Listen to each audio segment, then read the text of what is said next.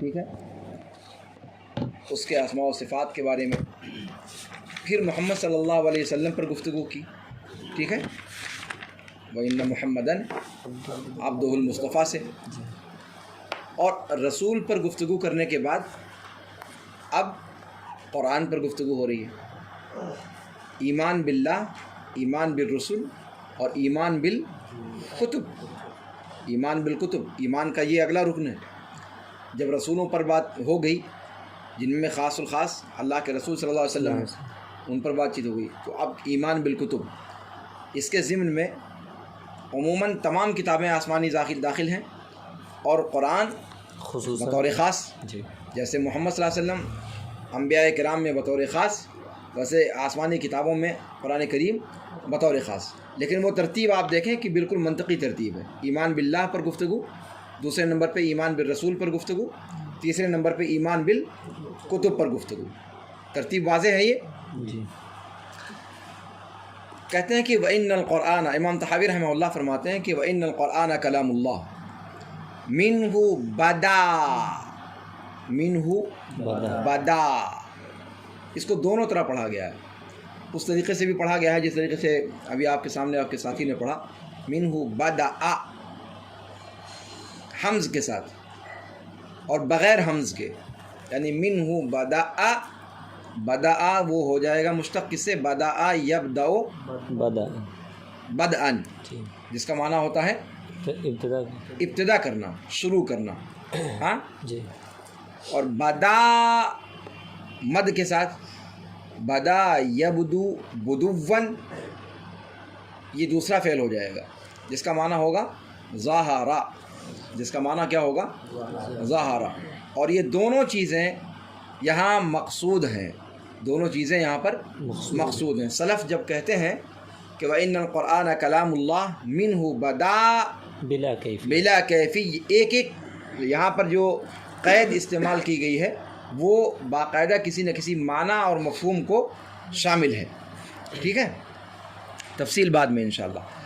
تو کہتے ہیں وَإِنَّ الْقُرْآنَ کلام اللہ، قرآن اللہ کا کلام ہے، منہ بدا، اسی کی ذات سے ظاہر ہوا، اگر بدا پڑھتے ہیں مد کے ساتھ تو منہ بدا، تو پھر وہ ہو جائے گا کس معنی میں ہوگا؟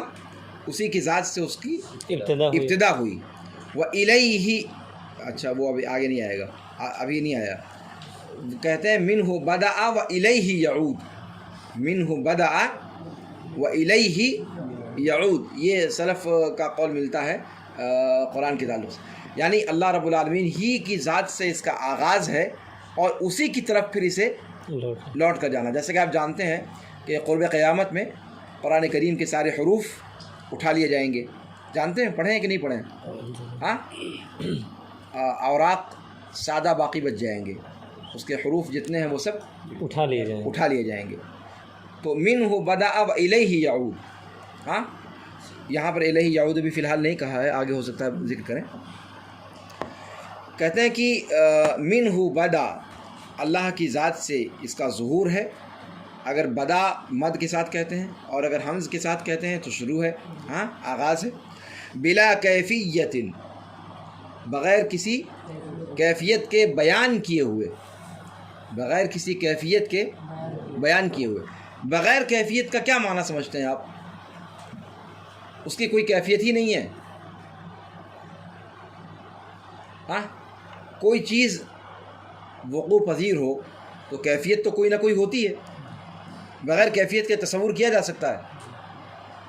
ہاں، بغیر کیفیت کے کوئی تصور نہیں کیا جا سکتا۔ یہاں جب کہتے ہیں بلا کیفیہ اسماء و صفات کے باب میں، یا من غیر تکییف، تو یہاں مقصد کیا ہوتا ہے؟ تکییف کا مکمل انکار نہیں، تکییف کا اثبات، لیکن اس تکییف کا علم ہمیں نہیں ہے۔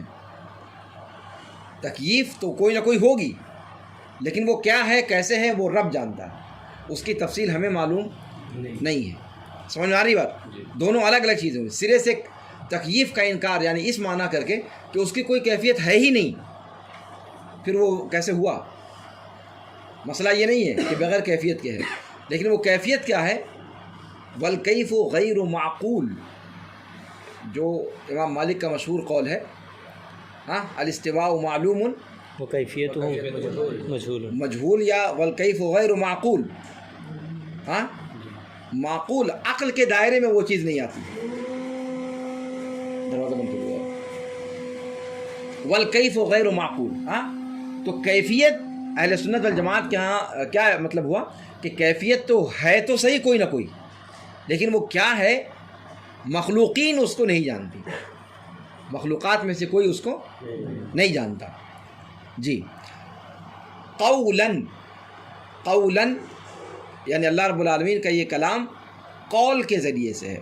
قول کے ذریعے سے کا مطلب حروف اور الفاظ کا مجموعہ، اللہ رب العالمین نے جسے فرمایا اور جبریل نے جس کو سنا، اللہ رب العالمین نے جسے لکھا لوح محفوظ کے اندر، قولاً باقاعدہ اس کی ادائیگی اللہ نے فرمائی. اللہ نے جبریل کو سنایا، جبریل سن کر کے اس کو پھر محمد صلی اللہ علیہ وسلم کے پاس لے کر کے آئے، ہاں، اللہ کے سنے ہوئے کلام کو محمد صلی اللہ علیہ وسلم تک منتقل کیا. تو مسموع کلام ہے، حروف اور اصوات کا مجموعہ ہے.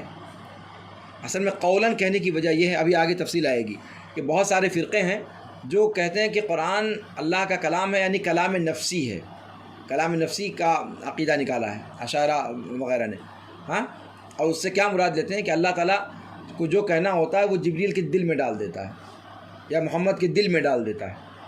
تو دل میں ڈال دیتا ہے، اس کو کلام نہیں کہا جاتا، اس کو کلام نہیں کہا جاتا. اس لیے عام طور سے یہ احناف دیوبندیین جتنے ہیں، اگر آپ ان کے عوام سے پوچھیں تو وہ تو قرآن اسی کو مانتے ہیں جو ہمارے سامنے ہے، لیکن ان کے علماء وہ کلام نفسی کے قائل ہیں. کس کے قائل ہیں؟ کلام نفسی، کلام نفسی کے قائل ہیں. کلام نفسی اللہ رب العالمین نے دل میں اتار دیا کسی کے، اب اس کی اگر عربی میں تعبیر کر دیا تو قرآن بن گیا، عبرانی میں تعبیر کر دیا تو توریت بن گئی، اور فلاں میں تعبیر کر دیا تو فلاں بن گئی. وہ ایک معنی ہے جو اللہ تعالیٰ کسی کے دل میں ڈالتا ہے. سمجھ آ رہی بات؟ تو اس سے احتراز کرنے کے لیے کہ قرآن کے بارے میں یہ عقیدہ درست نہیں ہے. قرآن حقیقت میں اللہ رب العالمین کا کلام ہے، اور اللہ رب العالمین نے باقاعدہ اس کو عربی زبان میں باقاعدہ اس کے ذریعے گویا ہوا، ہاں، اس کی ادائیگی اللہ رب العالمین نے کی، اور اس ادائیگی کو جبریل نے سنا اور سن کر کے پھر اس کو محمد صلی اللہ علیہ وسلم تک پہنچایا. تو قولاً بہت اہم قید ہے، قولاً بہت اہم قید ہے. کیا کہا کہ قرآن اللہ کا کلام ہے، اسی سے ظاہر ہوا یا اسی سے شروع ہوا بغیر کسی معقول کیفیت کے. یہ ترجمہ اگر کریں آپ تو یہ اس طریقے سے بات سمجھ میں آئے گی. بغیر کسی کیفیت کے ترجمہ کرنا درست نہیں ہوگا، بغیر کسی معقول کیفیت کے، یعنی ایسی کیفیت کہ جو مخلوق جس کو سمجھ پائے، بغیر کسی معقول کیفیت کے. کیفیت اصلاً تو ثابت ہوگی، لیکن کیا ہے وہ مخلوقات کے لیے معقول نہیں ہے، مخلوقات کے دائرۂ عقل میں فی الحال نہیں آتی. قولاً، قولاً قول کے ذریعے سے، یعنی حروف و اصوات کے مجموعے، ہاں، کی شکل میں. وَأَنزَلَهُ عَلَىٰ رَسُولِهِ وَحْيًا، اور اللہ رب العالمین نے اسے اپنے رسول پر اتارا وحی کے طور پر، ہاں، وحی کے ذریعے. ٹھیک ہے. اور وحی کے ذریعے کتنے ہوتے ہیں؟ اللہ رب العالمین اپنے رسول پر کتنے ذریعے سے اپنا کلام اتارتا ہے؟ وَمَا كَانَ لِبَشَرٍ أَن يُكَلِّمَهُ اللَّهُ إِلَّا وَحْيًا إِلَّا وَحْيًا أَوْ مِن وَرَاءِ حِجَابٍ أَوْ يُرْسِلَ رَسُولًا فَيُوحِيَ بِإِذْنِهِ مَا يَشَاءُ. اللہ رب العالمین کے مخلوقات سے، ہاں، رابطے کے یہ طریقے ہیں، ہاں، جس کا اس آیت کریمہ کے اندر حصر کے ساتھ ذکر کیا گیا. جی، تو کیا کہا کہ وَأَنزَلَهُ عَلَىٰ رَسُولِهِ وَحْيًا، اور اپنے رسول پر وحی کے طور پر اسے اتارا. انزلہ، اس کا مطلب قرآن کریم باقاعدہ انزال کیا گیا، جس کو اتارا گیا، اور اتارا جاتا ہے نیچے سے اوپر کی طرف، نہیں، اوپر سے نیچے کی طرف، اوپر سے نیچے کی طرف. اتارنا کسے کہتے ہیں؟ نیچے سے اوپر جانے کو نہیں کہتے، نہیں، چڑھنا اس کو کہتے ہیں، اس کو چڑھنا کہتے ہیں. تو اس سے کیا سمجھ میں آتا ہے؟ وَأَنزَلَهُ عَلَىٰ رَسُولِهِ وَحْيًا، اس قرآن کو اللہ رب العالمین نے اتارا یعنی درجہ بدرجہ اتارا. نہیں وہ ایک الگ مسئلہ ہے, اس کی بات آگے آئے گی. وہ انزلہ اور نزلہ, انزلہ اور نزلہ میں کیا فرق ہے؟ آسمانی بقیہ ساری کتابیں ان کا انزال ہوا ہے, اور قرآن کریم کا انزال اور تنزیل دونوں ہوا ہے. اس پر گفتگو انشاءاللہ ہو سکتا ہے آگے آئے, کیا فرق ہے دونوں میں, ٹھیک ہے, اس پر گفتگو آگے ہے. لیکن انزال سے کیا سمجھ میں آتا ہے کہ اوپر کی طرف سے بھیجی گئی, اوپر کی طرف سے بھیجی گئی, اس کا مطلب اوپر ہے کون جو بھیجنے والا ہے؟ اللہ رب العالمین. اس کا مطلب اس سے صفت اللہ رب العالمین کے لیے صفت علو کا بھی اس بات ہوتا ہے. اللہ رب العالمین کے لیے اللہ رب العالمین ہر جگہ ہے, اس عقیدے کی نفی ہوتی ہے. اللہ رب العالمین عرش پر ہے, اس کا اس بات ہوتا ہے. اور اوپر سے اللہ رب العالمین نے اپنے کلام کو بھیجا نیچے رسولوں کے پاس, اس سے اللہ رب العالمین کے لیے صفت علو ثابت ہوتا ہے. سمجھ میں آ رہی بات؟ نہیں سمجھ میں آ رہی. وصدقہ المؤمنون علی ذلک حقا, اور مومنین نے, اہل ایمان نے اس بات کی تصدیق کی حقیقت کے طور پر, اس میں کوئی مجاز نہیں ہے. واقعتاً اللہ رب العالمین نے قرآن کریم کو حرف اور صوت کے مجموعے کی شکل میں آسمان سے اتارا اپنے نبی پر. جی. وَأَيْقَنُوا, اور اس بات کا بھی یقین کیا اہل ایمان تمام لوگوں نے, أَنَّهُ كَلَامُ اللَّهِ تَعَالَى بِالْحَقِيقَةِ, کہ یہ اللہ رب العالمین کا حقیقی کلام ہے, واقعتاً صحیح معنوں میں, اس کے اندر کہیں مجاز نہیں ہے. اشاعرہ وغیرہ کے قول کے اعتبار سے کلام اللہ قرآن کو کہنا یہ مجاز ہے, اس لیے کہ حقیقت یہ ہے کہ وہ کلام نفسی ہے, حقیقت میں وہ کلام نفسی ہے. تو اللہ رب العالمین کا کلام کہنا یہ مجازن ہوا, حقیقتاً نہیں ہوا. ہاں, لیکن ہم یہاں پر امام طحاوی نے کیا کہا کہ یہ اللہ رب العالمین کا کلام ہے. قرآن کریم جو ہمارے سامنے موجود ہے مصحف کے اندر بین الدفتین, یہ اللہ کا کلام ہے واقعتاً, حقیقتاً. ہاں, جو موجود ہے یہی کلام ہے.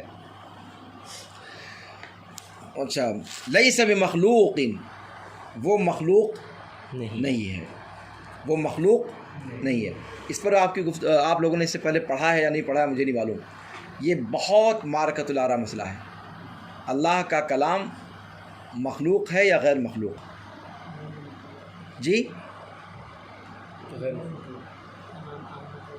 اللہ کا کلام غیر مخلوق, یہ عقیدہ لازمی ہے کہ اس عقیدے کو رکھیں آپ. اللہ رب العالمین کا کلام غیر مخلوق. اللہ کا کلام ہے کیا, اس کا حکم, اس کے اوامر, کیا کیوں مخلوق نہیں ہے, لیکن کیوں مخلوق نہیں ہے؟ اس لیے مخلوق نہیں ہے کہ یہ اللہ کی صفت ہے, یہ اللہ رب العالمین کی صفت ہے. جیسے اللہ سمیع ہے, بصیر ہے, اور اللہ رب العالمین غفور ہے, رحیم ہے, جس طریقے سے یہ ساری صفات ہیں, ویسی صفت کلام اللہ رب العالمین کی صفات میں سے ایک صفت ہے. بولنا, جیسے سننا, دیکھنا, ویسے بولنا, یہ اللہ کی جو من جملہ صفات ہیں انہی صفات میں سے ایک ہے. تو جب بقیہ صفات مخلوق نہیں ہیں, اللہ کا سننا, اللہ کا دیکھنا, اللہ کا اترنا, اللہ کا چڑھنا, کیا یہ سب مخلوق ہے؟ نہیں ہے. تو پھر بولنا کیسے مخلوق ہو گیا؟ نہیں سمجھ رہی بات. بولنا یہ اللہ کی صفت ہوئی نا, جیسے دیکھنا, سننا, بقیہ کی ساری چیزیں صفت ہیں, اس کو کہیں گے صفت نہیں ہے. ہاں, یہ بھی صفت ہوئی نا, صفت. ایک بات. اور دوسری بات یہ کہ اللہ کا کلام یہ ہے کیا؟ اللہ کے اوامر اور ارشادات کا مجموعہ, جس میں کسی چیز کے کرنے اور کسی چیز کے نہ کرنے کا حکم دیا گیا, یہی تو ہے کلام. ہاں, قرآن میں اللہ رب العالمین نے امر کو اور خلق کو الگ الگ ذکر کیا ہے. قرآن کہتا ہے الا لہ الخلق والامر, الا لہ الخلق والامر. اس کا مطلب یہ ہوا کہ جو خلق ہے وہ امر نہیں, جو امر ہے وہ خلق نہیں. عطف مغایرت کو چاہتا ہے, واو کے ذریعے سے دونوں کو عطف کیا گیا ہے. جیسے کہ آپ لوگوں کو کہتے ہیں جاءنی زید و عمر, تو زید عمر ایک نہیں ہو سکتے. جی, زید الگ ہستی ہے اور عمر الگ ہستی. الا لہ الخلق والامر, اللہ رب العالمین ہی کے لیے ہے خلق بمعنی مخلوق, ساری مخلوقات, اور اس پر عطف کیا کس کو؟ امر کو. یہ امر کیا ہے؟ اوامر اور نواہی. یہی اوامر و نواہی جو اللہ رب العالمین کے کلام کی شکل میں ہے. اس کا مطلب اللہ کا کلام جو ہے وہ خلق پر عطف ہے. اس کا مطلب وہ خلق نہیں ہے. صریح دلیل قرآن سے بھی موجود ہے. اور ویسے بھی عمومی طور پر اللہ رب العالمین کی ساری صفات صرف صفت کلام نہیں، بقیہ جتنی صفات ہیں وہ سب کی سب اللہ کی اللہ رب العالمین کی صفت ہیں، وہ مخلوق نہیں ہے. واضح مشاہد؟ اچھا. فمن سمعہ فزعم انہ کلام البشر فقد کفر. جس نے قرآن کو سنا اور یہ سمجھا کہ یہ انسان کا کلام ہے تو اس نے کیا کیا؟ کفر کیا. اور یہ ان کا کہنا نہیں، یہ قرآن کا کہنا ہے. کہتے ہیں وقد ذمہ اللہ وعابہ واوعدہ بسقر. اللہ رب العالمین نے اس کی مذمت اور عیب جوئی کی اور اس کو سقر کی دھمکی دی. سقر کیا ہے؟ جہنم کے ناموں میں سے ایک نام. حیث قال تعالی، جیسا کہ اللہ رب العالمین نے فرمایا سأصلیہ سقر، ان قریب میں ان کو کہاں داخل کروں گا؟ سقر میں، یعنی جہنم میں. کس کو کہا یہ؟ کہتے ہیں کہ فلما اوعد اللہ بسقر لمن قال ان هذا الا قول البشر. آخر یہ سأصلیہ سقر کیوں کہا تھا مشرکین کے اس قول پر جنہوں نے کہا تھا کہ ان هذا الا قول البشر، نہیں ہے یہ مگر انسان کا کلام. تو انہوں نے غلط کیا کہا تھا؟ اگر اللہ کا حقیقت میں کلام نہیں ہے تو ان کی بات تو صحیح ہوئی کہ محمد کا کلام ہوا صلی اللہ علیہ وسلم. تو پھر انہوں نے غلط کیا کہا کہ اس پر قرآن نے سقر کی دھمکی دی؟ سمجھ آ رہی بات؟ اس سے کیا سمجھ میں آیا کہ قرآن حقیقت میں اللہ کا کلام ہے، کسی انسان کا کلام نہیں ہے. اگر انسان کا کلام کہا جا سکتا کسی بھی اعتبار سے تو پھر ان لوگوں کو جہنم کی دھمکی نہ دی گئی ہوتی. سأصلیہ سقر اللہ رب العالمین نہ فرماتا. علمنا وایقنا. دروازہ شریف بند کر دیں گے کوئی آدمی؟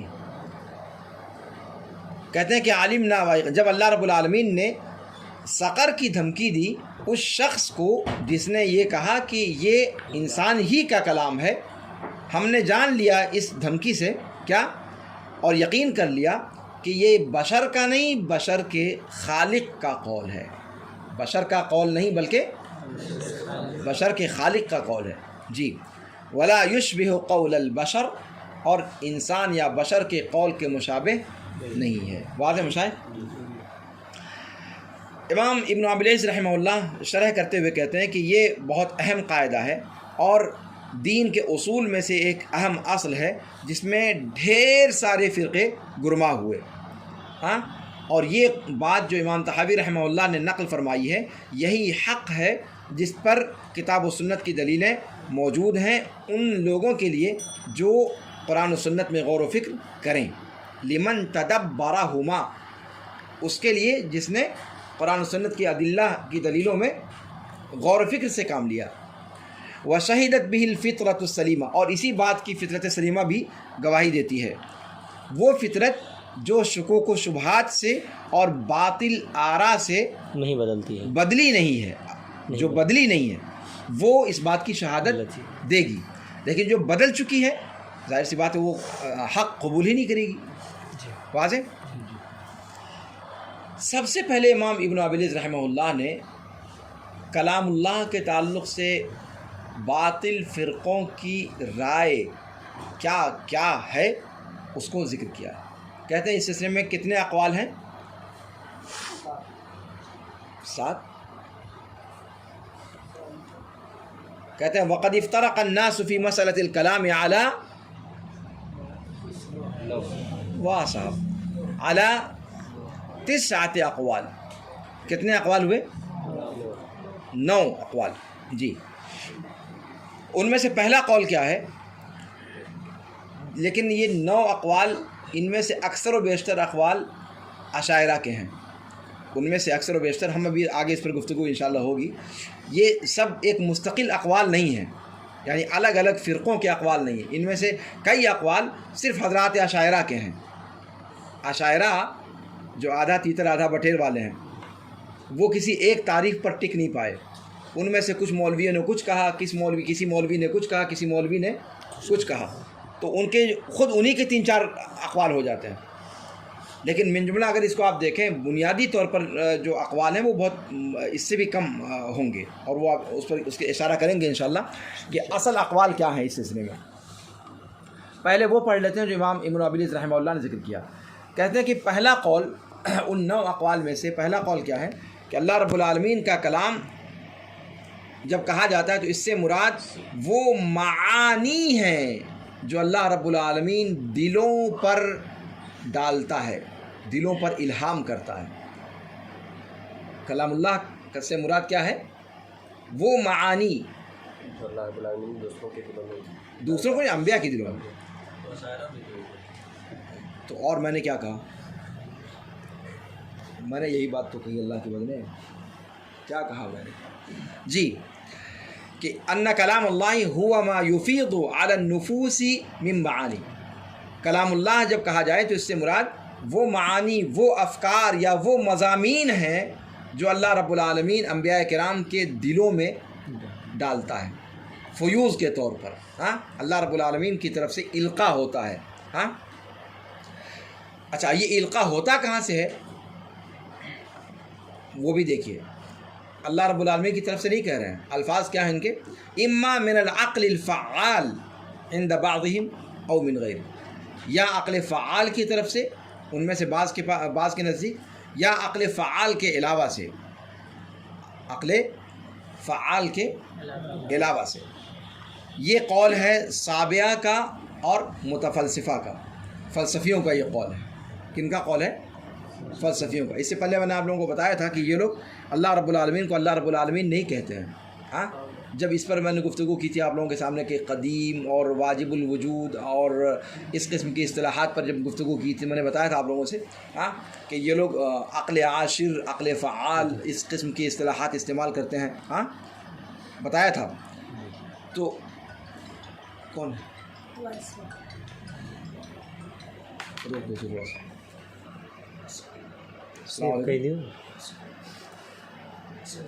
ہاں پڑھا رہا تھا لڑکوں کو عشاء تک انشاءاللہ.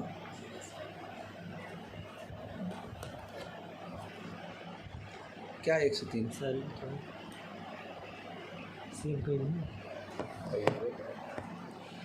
وہ کس لیے؟ کہاں لے کے جائیں گے؟ کس لیے؟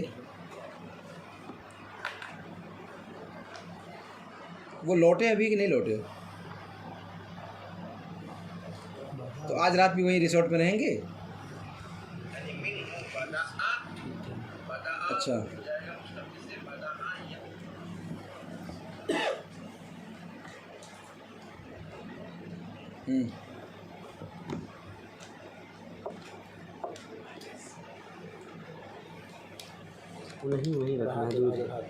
چلیے بعد میں تھوڑا سا بات کرتے ہیں. ابھی عشاء تک فارغ ہوتا ہوں، اس کے بعد بات کرتا ہوں.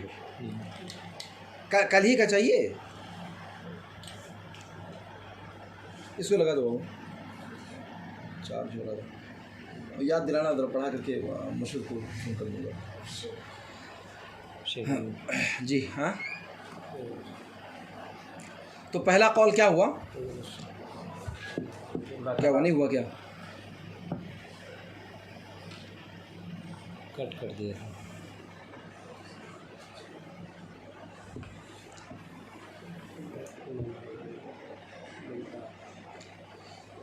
جی مشائخ، تو پہلا قول کیا ذکر کیا کہ کلام اللہ سے مراد وہ مضامین یا وہ افکار یا وہ معانی ہیں جو اللہ رب العالمین دلوں پر الہام کرتا ہے، القاء کرتا ہے، فیوز و برکات کے طور پر. جو آپ نے سنا ہوگا صوفیوں کے ہاں وہ اصطلاح بھی انہوں نے استعمال کی. فیوز کے طور پر اللہ رب العالمین ان کے دلوں میں بیٹھا دیتا ہے، چاہے وہ عقل فعال کی طرف سے یا اس کے علاوہ کی جانب سے. بعض لوگ کہتے ہیں کہ عقل فعال کی طرف سے، بعض لوگ کہتے ہیں کسی اور کی طرف سے. یہ قول کس کا ہے؟ صابعہ اور متفلسفہ کا. دوسرا قول کلام اللہ کے تعلق سے کیا ہے کہ یہ مخلوق ہے اور اللہ رب العالمین نے اپنی ذات سے الگ اس کو وجود بخشا ہے. کلام اللہ یہ کیا ہے؟ مخلوق ہے. ایک مخلوق کا نام ہے. جیسے ڈھیر ساری مخلوقات ہیں, ہاں اللہ نے بہت ساری مخلوقات کو پیدا کیا, اسی طریقے سے ایک مخلوق قرآن کلام بھی ہے. ایک مخلوق کلام کلام بھی ہے. اصل دیکھیے گفتگو کلام پر ہو رہی ہے. کلام کی شکلوں میں سے ایک شکل قرآن ہے نا. جو بات کلام کے بارے میں ہوگی وہی قرآن پر بھی صادق آئے گی. تو کلام, اللہ کا کلام کیا ہے؟ ایک مخلوق ہے جو کیا ہے؟ اللہ رب العالمین نے اپنی ذات سے الگ پیدا کیا ہے. ٹھیک ہے. اور یہ کن کا کہنا ہے؟ یہ معتزلہ. یہ قول آپ لوگ توجہ دیجیے گا, اس پر انشاءاللہ بھی گفتگو اور تفصیل کے ساتھ ہوگی. یہ ایک اہم قول ہے. تیسرا قول کیا ہے کہ یہ ایک معنی ہے جو اللہ رب العالمین کی ذات کے ساتھ قائم ہے. اور وہ معنی کیا ہے؟ کس پر مشتمل ہے؟ امر ہے, نہی ہے, خبر ہے, استخبار ہے. اگر عربی میں اس کے بارے میں تعبیر کر دیا تو قرآن بن گیا. اگر عبرانی میں اس کے بارے میں تعبیر بیان کر دی تو وہ تورات بن گیا. اور اگر کیا نام سریانی میں بیان کر دیا تو وہ انجیل بن گیا. ہاں, یہ ابن کلاب کا قول ہے. کس کا قول ہے؟ ابن, کیا پڑھیں گے؟ کلاب نہ پڑھ بیٹھیے گا. مولانا صلاح الدین صاحب نے جب علی میاں ندوی پر رد لکھا تھا, ہاں, الاستاذ ابو الحسن الندوی الوجہ الآخر من کتاباتی, صلاح الدین صاحب نے لکھا تھا نا کتاب, اتنی موٹی سی کتاب لائبریری میں ہے, آپ لوگوں کو توفیق ہو پڑھ لیجیے گا. اور اس کتاب کو شائع کرنے سے پہلے انہوں نے علی میاں کے پاس بھیجا کہ بھیا آپ دیکھ لیں, بڑے آدمی ہیں, پاورفل آدمی ہیں, پہلے دیکھ لیں, اگر کوئی چیز آپ کو اس میں ناگوار گزرے یا لگے کہ یہ ناجائز لکھا ہے تو ڈسکس کر کے اس کے معاملے کو حل کر لیں. یا اس میں سے کسی چیز سے آپ کو رجوع آپ نے کر لیا ہے, مجھے اس کی خبر نہیں ہے, یہ سارا معاملہ روشنی میں آ جائے. جب وہ کتاب ان کے پاس گئی تو کئی مہینوں تک جو ہے پڑی رہی. اور پھر بڑی مشکل سے جب بار بار کے پوچھنے کے بعد رحمانی صاحب کے ذریعے رابطہ کروایا. مولانا عبدالحمید رحمانی کا نام سنا ہوگا آپ لوگوں نے, جماعت کے ایک مشہور عالم تھے. تو ان کے ذریعے جب رابطہ کروایا تو ان کی طرف سے جواب گیا کہ صاحب میرے پاس تو اتنی فرصت نہیں کہ میں یہ دیکھوں کہ اس میں کیا ہے کیا نہیں ہے. ایک دو افراد پر مشتمل ایک کمیٹی بنا دی تھی کہ بھیا پڑھ کر کے اور ہم کو رائے دو کہ کیا ہے کیسا ہے. تو کہا کہ ان لوگوں نے پڑھ کر کے جو باتیں بتائیں ان سے پتہ چلا کہ صاحب آپ کی زبان بڑی گندی زبان ہے, اور آپ جو ہے نعوذ باللہ, ہاں اکرمکم اللہ, آپ کتوں کا ذکر اس میں آپ نے کیا ہے. ہاں, اور کتوں کا ذکر کہاں سے لیا؟ اس مسکین نے. اور یہ ندوہ کا معاملہ ہے, یہ ندوہ کا معاملہ ہے جہاں کے بعض لوگ, ہاں کیا کرتے ہیں, جہاں کے بارے میں قصیدہ خوانیاں کرتے ہیں, وہاں کے عربی فہمی اور لغت اور ادب میں جس کا ڈھنڈورا پیٹنے کی کوشش کی جاتی ہے. ناظم صاحب یار میں نے کسی کا کچھ کہا تو نہیں یار, آپ لوگ عجیب و غریب, سمجھ میں آ رہی بات؟ جو ڈھنڈورا پیٹا جاتا ہے, ہاں, قد چلانے سے اونچا نہیں ہوا کرتا, جو بونے ہوتے ہیں وہ بونے رہتے ہیں. کیا خیال موجود ہے؟ اس کتاب میں پوری حکایت موجود ہے, خود انہوں نے نقل کیا کہ دیکھیے انہوں نے کیا کہا ہے. مسئلہ کیا ہوا تھا؟ کلابیہ یہ فرقہ ہے, یہ عشائرہ کے تقریباً ملتے معتقد ان کے دونوں کے ہیں. ابن کلاب کی طرف منسوب ہے وہ فرقہ کلابیہ. ہاں, اس کو ان بندوں نے کلاب پڑھ لیا, کلب کی جمع کلاب. کہا کہ یار مخالفین کے ساتھ اب یہ لہجہ تو نہیں استعمال کرنا چاہیے کہ آپ اس کو کتا بندر بنا دیں. یہ ہے مبلغ علم ان لوگوں کا جن کی لمبی لمبی, ہاں, کرتیاں اور لمبی ناکیں ہیں. جی, تو آپ لوگ بھی اس کو کلاب نہ پڑھ بیٹھیے گا, ہاں, ورنہ ایسی معاملہ سراج العلوم کے لیے کوئی کہے گا کسی جگہ بیٹھ کر. اگرچہ سراج العلوم نہ عیر میں ہے نہ نفیر میں ہے. جی, کہتے ہیں وہذا قول ابن کلاب ومن وافقہ, یہ قول ابن کلاب کا ہے اور اس کے موافقین کا, جیسے عشائرہ وغیرہ. میں کہہ نہیں رہا تھا آپ سے, عشائرہ اور کلابیہ اس معاملے میں ایک عقیدہ رکھتے ہیں. کیا عقیدہ ان کا ہوا کلام اللہ کے بارے میں؟ یہ اچھا, اور عشائرہ کا ایک قول نہیں ہے. میں نے آپ لوگوں سے کہا کہ ان 9 اقوال میں کئی اقوال ہیں جو اشاعرہ کے بعض ائمہ نے یہ کہا، اشاعرہ کے بعض نے وہ کہا، کسی ایک قول پر ان کا اتفاق نہیں ہے۔ یہ قول جو ابن کلاب کا نقل کیا گیا اور جس پہ اشعری کی موافقت ذکر کی گئی ہے، یہ قول کیا ہے کہ یہ ایک معنی ہے جو اللہ کی ذات کے ساتھ قائم ہے، اور وہی امر ہے، وہی نہی ہے، وہی خبر ہے، وہی استخبار ہے، ساری چیزیں وہی ہیں۔ اگر اس کی تعبیر عبرانی میں کر دی گئی تو تورات بن گیا، اگر سریانی میں کر دی گئی تو انجیل بن گیا، اگر عربی میں کر دی گئی تو قرآن بن گیا۔ سمجھ میں آ رہی بات؟ طیب، چوتھا قول کیا ہے؟ کہتے ہیں کہ یہ حروف اور اصوات ہیں جو ازل میں اکٹھا کر دیے گئے ہیں، جو ازل میں اکٹھا کر دیے گئے ہیں۔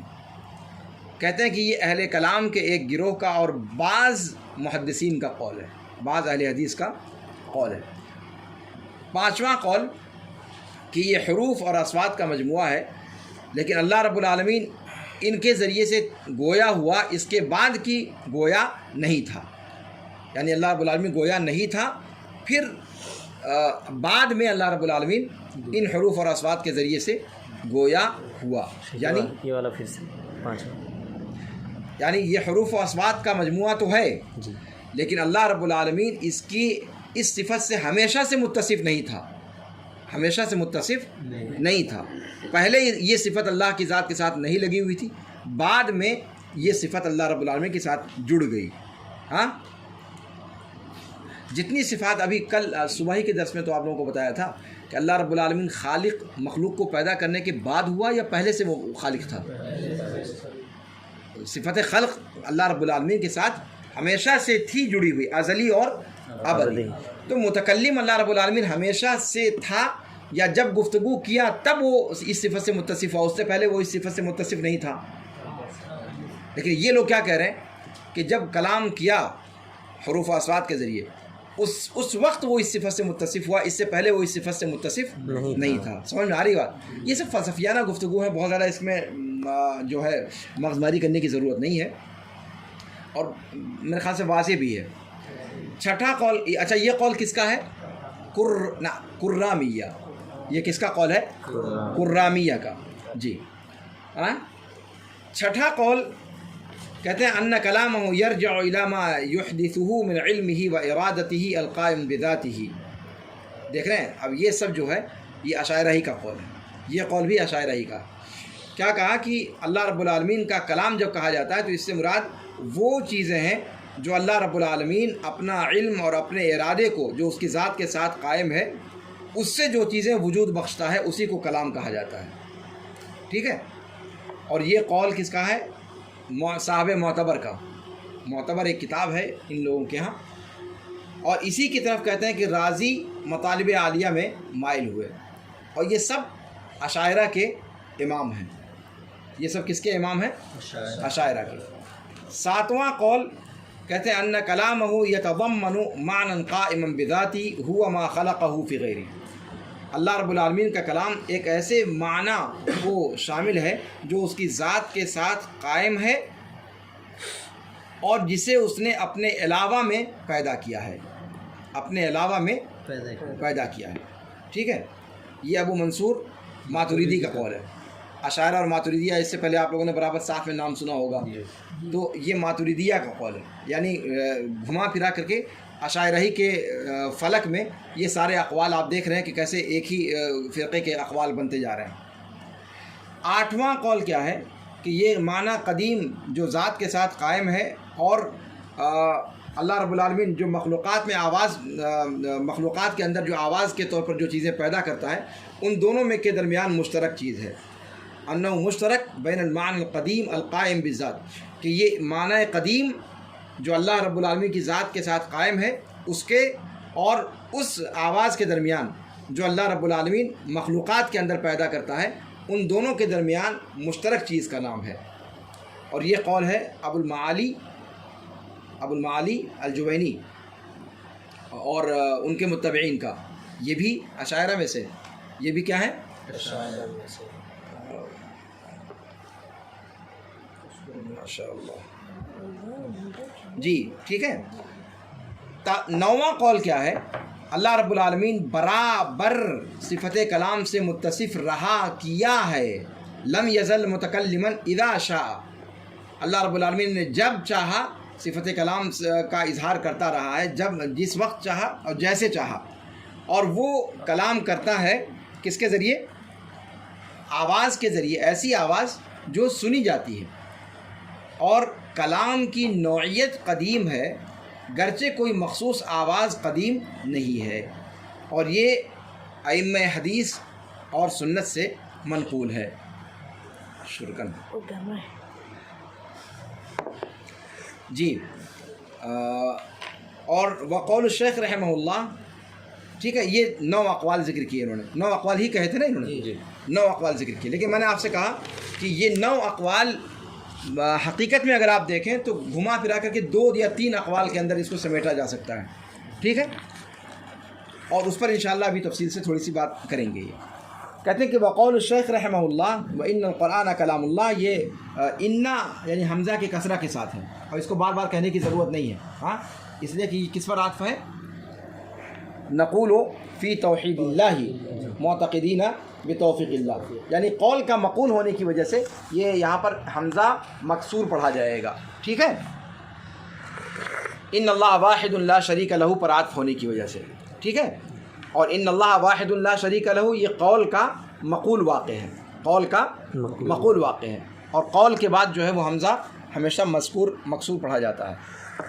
جی، تو کہا کہ ان اللہ واحد لا شریک لہ کہا، پھر اس کے بعد فرمایا وَإِنَّ مُحَمَّدًا عَبْدُهُ الْمُصْطَفَىٰ. تینوں جگہوں پر انا کا حمزہ مکسور ہے، اس لیے کہ یہ قول کا معمول ہے. یعنی جو شروع میں امام طحاوی نے کہا کہ نقول فی توحید اللہ. ٹھیک ہے، اس کے بعد کہتے ہیں کہ امام طحاوی کا قول کلام اللہ منہ بدا بلا کیفیت قولا، یہ رد ہے معتزلہ پر، یہ رد ہے معتزلہ پر اور ان کے علاوہ لوگوں پر جو یہ گمان کرتے ہیں کہ قرآن اللہ رب العالمین کی جانب سے ظاہر نہیں ہوا. لم یبدی منہ، اللہ رب العالمین کی جانب سے ظاہر نہیں ہوا، جیسا کہ ان کے قول کی حکایت گزری. سمجھ میں آئی بات؟ اب یہاں سے معتزلہ کا رد انہوں نے شروع کیا ہے. ٹھیک ہے، معتزلہ کیا کہتے ہیں کہ یہ کیا ہے؟ کلام اللہ کی جانب سے شروع نہیں ہوا، اللہ کی جانب شروع نہیں ہوا. لیکن کلام کے بارے میں عقیدہ کیا بیان کیا ان کا؟ اقوال، ان کا قول کیا ذکر کیا گیا؟ دوسرا قول جو ذکر کیا گیا وہ کیا ہے؟ ایک مخلوق ہے اور اللہ نے اپنی ذات سے الگ پیدا کیا. الگ پیدا کیا. یہ ایک مخلوق ہے جو اللہ تعالیٰ نے اپنی ذات سے الگ پیدا کیا. یعنی کلام اللہ ایسے ہی ہے جیسے آپ کہتے ہو بیت اللہ، ناقۃ اللہ. بیت اللہ کہتے ہو نا، تو یہ بیت اللہ کیا یہ مخلوق ہے یا یہ تو مخلوق ہے، کوئی شک ہے اس میں؟ نہیں. فی بیوت اذن اللہ ان ترفع ویذکر فیہا اسمہ یسبح لہ فیہا بالغدو والآصال. جتنے بھی بیوت اللہ ہیں، بیت اللہ سب ہے نا، یہ یہاں بھی بیت اللہ، وہاں بھی بیت اللہ، جتنی مسجدیں ہیں سب بیت اللہ ہیں. جی، اور ایک بیت اللہ وہ ہے جو کعبہ، جس کو ان اول بیت وضع للناس. تو یہ جو بیت اللہ کہا جاتا ہے، اس میں جو اضافت ہے کلام اللہ کہنے میں، وہی اضافت مراد ہے. کیا بات ہے مشائخ؟ کوئی پریشانی سمجھ میں آ رہا ہے؟ تو کلام اللہ کے اندر اضافت وہی والی ہے جو بیت اللہ اور ناقۃ اللہ میں. ناقۃ اللہ کہاں پر ذکر کیا گیا ہے؟ فَكَذَّبُوهُ سے پہلے ناقۃ اللہ وسقیاہا، ناقۃ اللہ وسقیاہا، جو قوم ثمود کے پر اللہ رب العالمین نے اپنا معجزہ دکھایا تھا. ہاں، قوم ثمود پر، انہی کا تو واقعہ ہے. جی، پہاڑ سے اونٹنی نکالا، اسی کو وہ خاص اونٹنی تھی، اس لیے اس کو اللہ رب العالمین نے قرآن میں کس نام سے پکارا ہے؟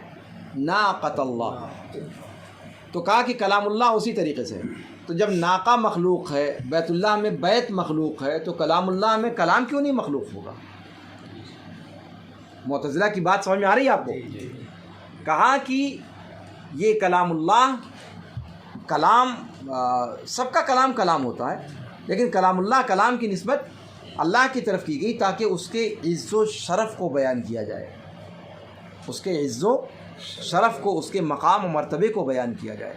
ورنہ یہ نہیں مطلب ہے کہ اللہ تعالیٰ کا کلام یعنی اللہ تعالیٰ کی کوئی صفت ہے، یہ ایک الگ مخلوق ہے، جیسے ناقۃ اللہ میں ہے اور جیسے بیت اللہ میں ہے. ہاں یہی سمجھ میں نہیں آ رہا ہے، مطلب ہر چیز مخلوق ہے کیونکہ قرآن میں ظاہر کلام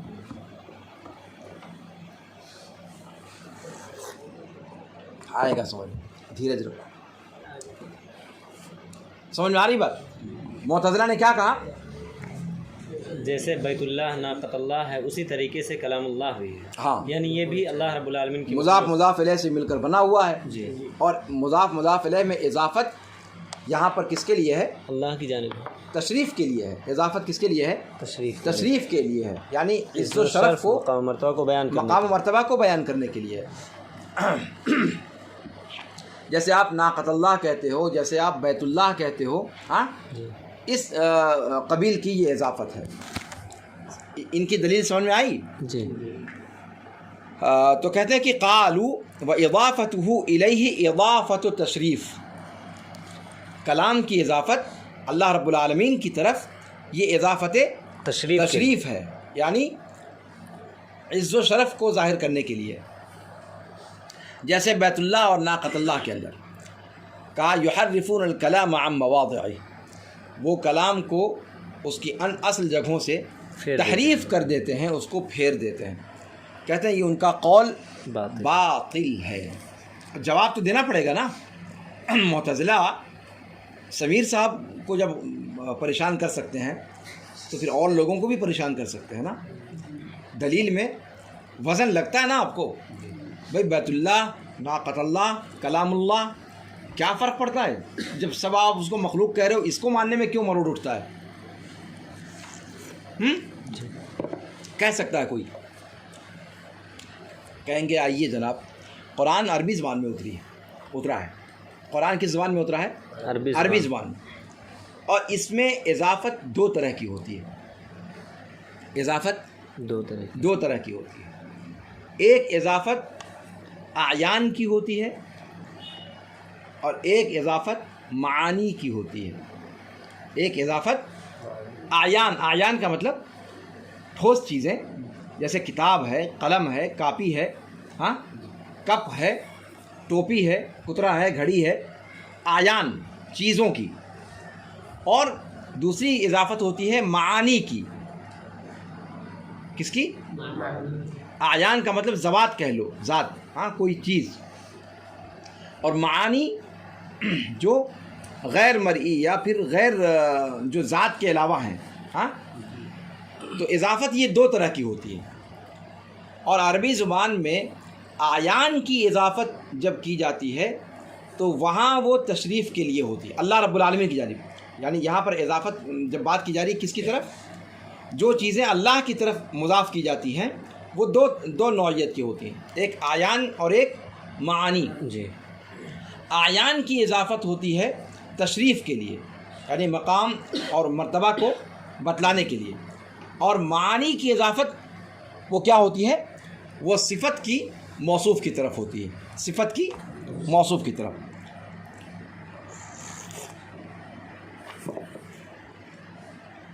کہتے ہیں کہ فإن المضاف إلى اللہ تعالی معان و اعیان، اللہ کی طرف جو چیزیں مضاف کی جاتی ہیں وہ دو ہوتی ہیں، ایک معانی اور دوسرے اعیان. اعیان کی اضافت اللہ کی طرف تشریف کے لیے ہوتی ہے، مقام و مرتبہ کو بیان کرنے کے لیے ہوتی ہے، اور وہ اس کی مخلوق ہوا کرتی ہیں. وہ تمام چیزیں جن کو اللہ کی طرف مضاف کیا جاتا ہے اعیان میں سے وہ کیا ہوتی ہیں؟ تشریف کے لیے ہوتی ہیں اور مخلوق ہوتی ہیں. ان کے مخلوق ہونے میں کوئی کلام نہیں ہے. جیسے بیت اللہ ناقۃ اللہ ہے. معانی کی اضافت کے برخلاف، معانی کی اضافت جب اللہ کی طرف کی جائے گی، جیسے کہا جائے گا علم اللہ، قدرت اللہ، عزت اللہ، جلال اللہ، کبریاء اللہ، کلام اللہ، حیات اللہ، علو اللہ، قہر اللہ، یہ سب جتنے بھی، ہاں، یہ سب معانی ہے. یہ سب اعیان تو ہے نہیں، ذوات تو ہے نہیں، یہ کیا ہے؟ معانی ہے. اللہ رب العالمین کے علم کی اضافت کی گئی، اس کی قدرت کی، اس کی عزت و جلال کی، اس کی کبریائی کی، اس کے کلام کی، اس کی حیات کی، اس کے علو کی، ہاں اس کے قہر اور غلبے کی. یہ سب چیزیں کیا ہیں؟ معانی ہیں. یہ سب کیا ہیں؟ معانی ہیں. بیت اللہ اور ناقۃ اللہ کی طرح سے یہ آیان نہیں ہیں. تو جب معانی کی اضافت اللہ کی طرف کی جائے گی فَإِنَّ هَذَا كُلُّهُ مِن صِفَاتِهِ، تو معانی کی اضافت جن کی بھی کی جائے گی وہ اللہ کی صفات ہوں گی، وہ آیان میں سے نہیں ہوئی. اور لا يمكن ان يكون شيء من ذلك مخلوقا، اور صفات جتنی بھی اللہ کی طرف مضاف ہوں گی ان میں سے کسی بھی صفت کا، صرف کلام اللہ کا مسئلہ نہیں ہے، جتنی میں نے وہی بات کہی کہ جتنی بھی صفات ہیں جیسے سمع و بصر، ارادہ، کلام، نا وہ ساری کی ساری صفتیں جب اللہ رب العالمین کی طرف مضاف ہوں گی، معانی کی اضافت جب اللہ کی طرف ہوگی تو وہ صفات کی اضافت ہوگی موصوف کی طرف، وہ مخلوق نہیں ہوں گی، وہ مخلوق نہیں ہوں گی.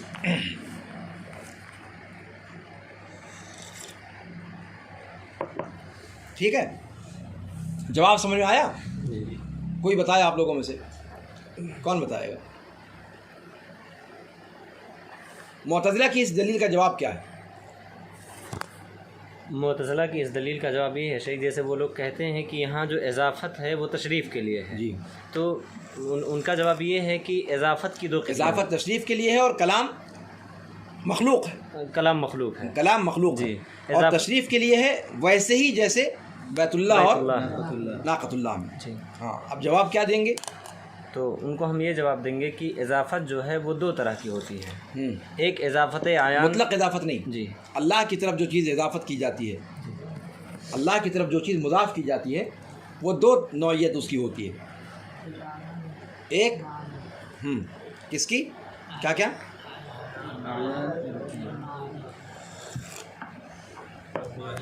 کس کی ہوتی ہے؟ دوسرا پہلا ایک ہوتا ہے معنی کا تعلق جو ہے خاص ہوتا ہے اور آیات جو ہے اعجاز سے ہوتا ہے، جیسے قلم کا کوئی چیز ہو جائے. ہاں، تو آیان کی جب اضافت ہوگی تو کس لیے ہوگی؟ یہ صفت کی اضافت موصوف کی طرف ہوتے ہیں. آیان کی اضافت، اچھا،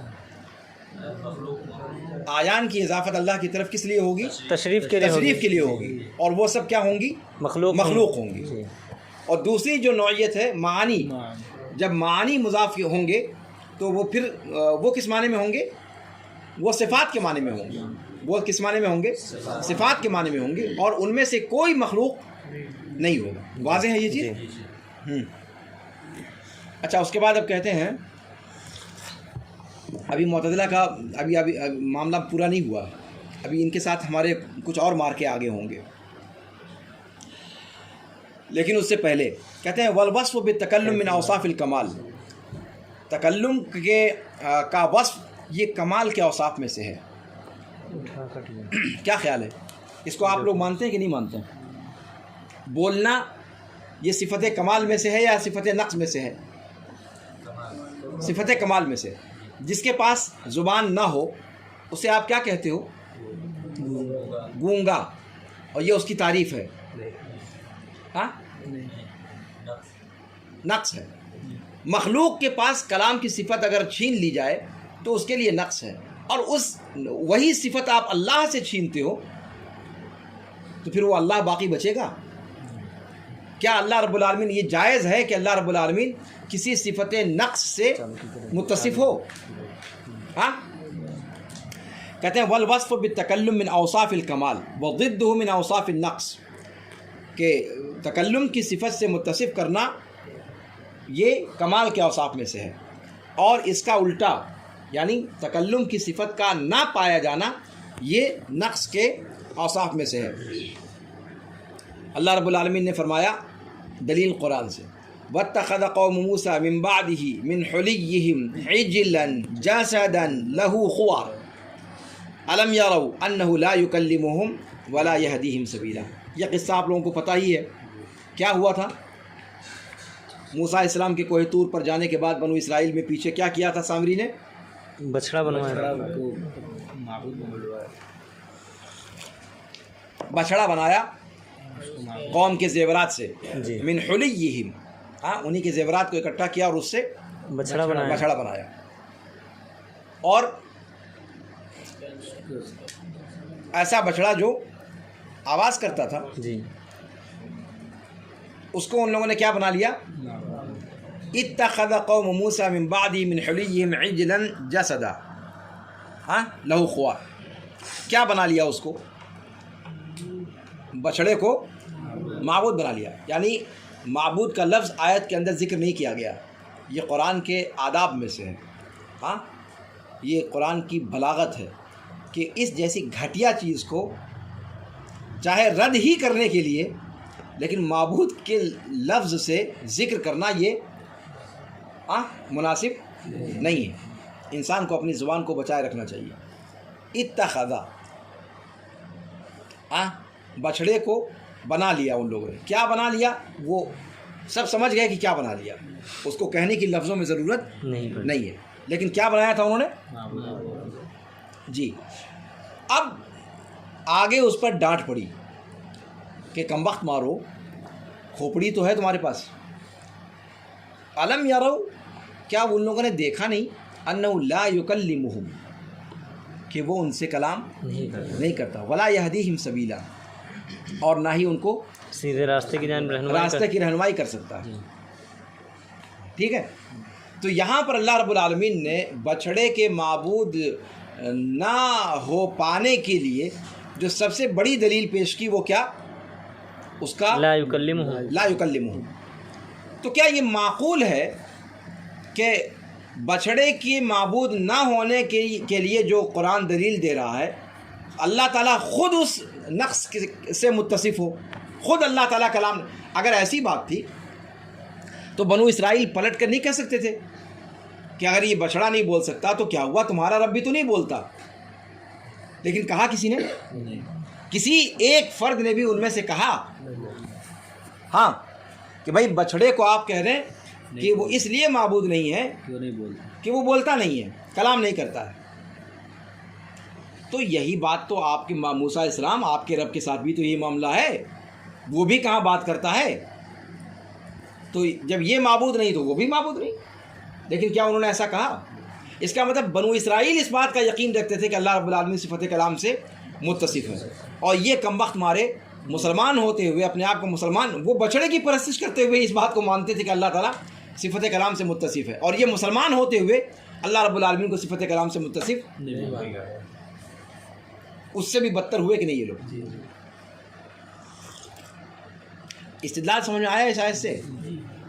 नहीं समझ में आया?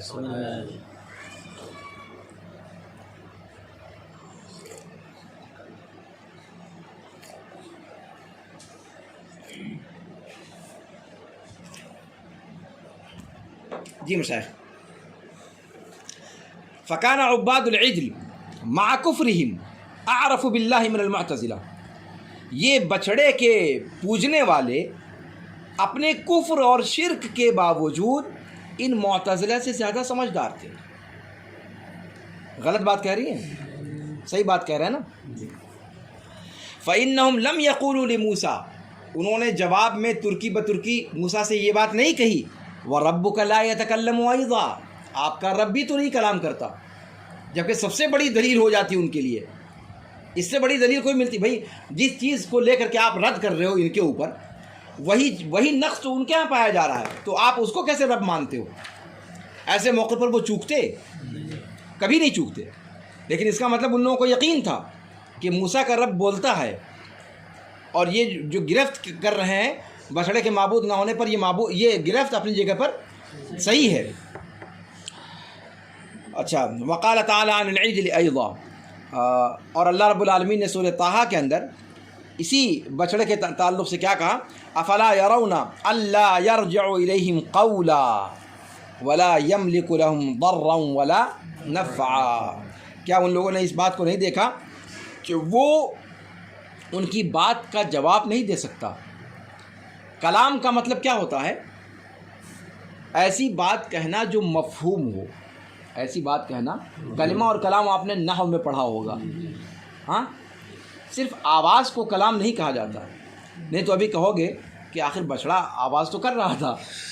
यहीं पर आयत ही में है, जसदन लहू خوار، تو وہ جو گائے کی جو آواز ہوتی ہے وہ آواز تو نکال رہا تھا، لیکن کیا اس کو کلام کہیں گے؟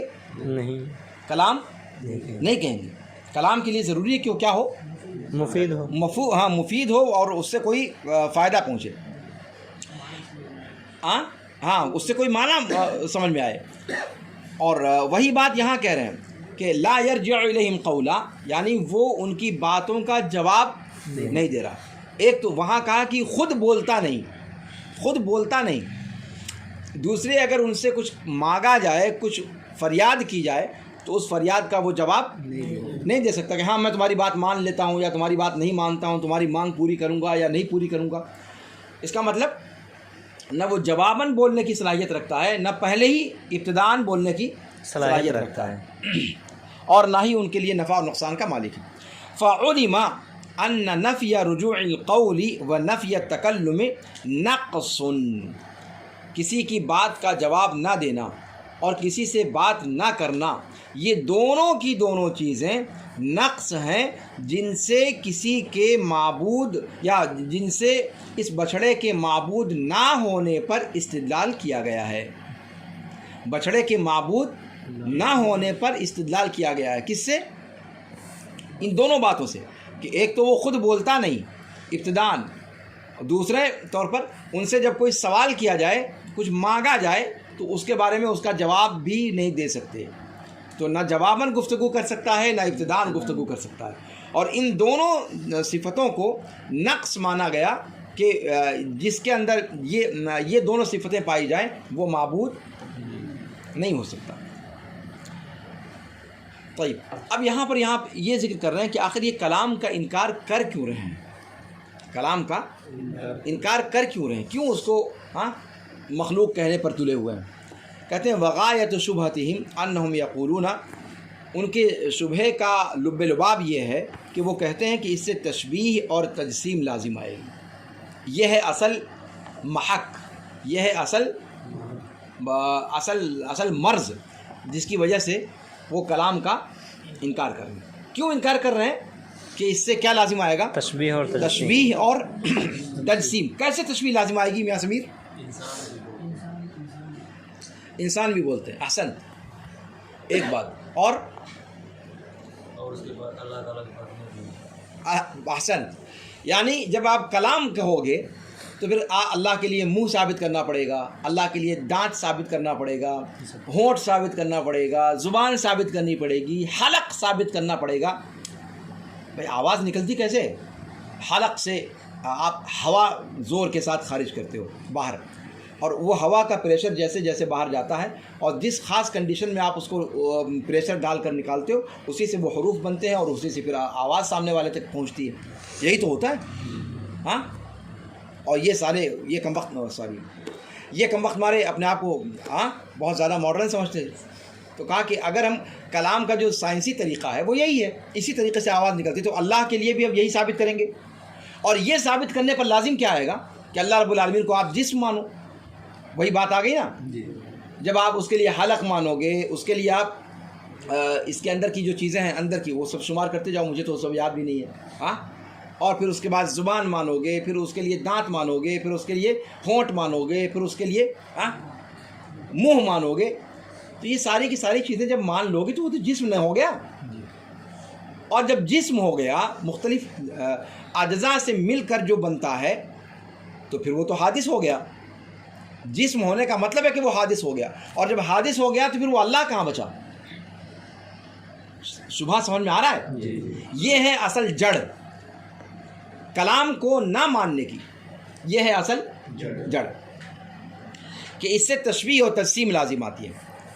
فیقال لہم، ان سے کہا جائے گا کہ بھیا یہ تب لازم آئے گا جب تم لوگ جن چیزوں کو مان رہے ہو کہ یہ چیزیں چاہیے بولنے کے لیے، اگر ہم ان سب چیزوں کو مانیں ہی نہ تو ہم سیدھی بات یہ کہیں کہ اللہ تعالیٰ نے کہا ہے کہ وہ بولتا ہے تو بولتا ہے، اب وہ کیسے بولتا ہے، منہ ہے اس کے پاس یا زبان ہے اس کے پاس، یا یہ سب چیزیں ہیں یہ نہیں ہیں، کس شکل میں بولتا ہے وہ ہمیں نہیں معلوم، بس قرآن نے کہا، حدیث نے کہا کہ بولتا ہے تو بولتا ہے۔ فیقال لهم اذا قلنا انه تعالی یتکلم کما یلیق بجلالی، اللہ رب العالمین ویسے بولتا ہے جو اس کی عظمت شان کے موافق ہے. ان کا شبہ اپنے آپ ختم ہو جانا چاہیے. کیا آپ دیکھتے نہیں کہ اللہ تعالیٰ نے قرآن کے اندر فرمایا ہے الیوم نختم علی افواہہم، سورہ یاسین میں کیا کہا قرآن نے؟ الیوم نختم علی افواہہم وتکلمنا ایدیہم وتشہد ارجلہم بما کانوا یکسبون. آج ہم ان کے منہ پر مہر لگا دیں گے، مہر یعنی سیل بند کر دیں گے، اور اس کے بعد کیا کہیں گے؟ وتکلمنا ایدیہم، ان کے ہاتھ گواہی کلام کریں گے. بھائی صفت کلام ہے، ان کے ہاتھ کلام کریں گے. وتشہد ارجلہم، ان کے پیر شہادت دیں گے. اور شہادت زبان سے دی جاتی ہے کہ آنکھ سے دی جاتی ہے؟ زبان سے. پیر سے دی جاتی ہے، ہاتھ سے دی جاتی ہے. شہادت کس سے دی جاتی ہے؟ زبان کے ذریعے سے. ہاں کس سے دی جاتی ہے؟ زبان. کوئی شک اس کے اندر؟ ہاں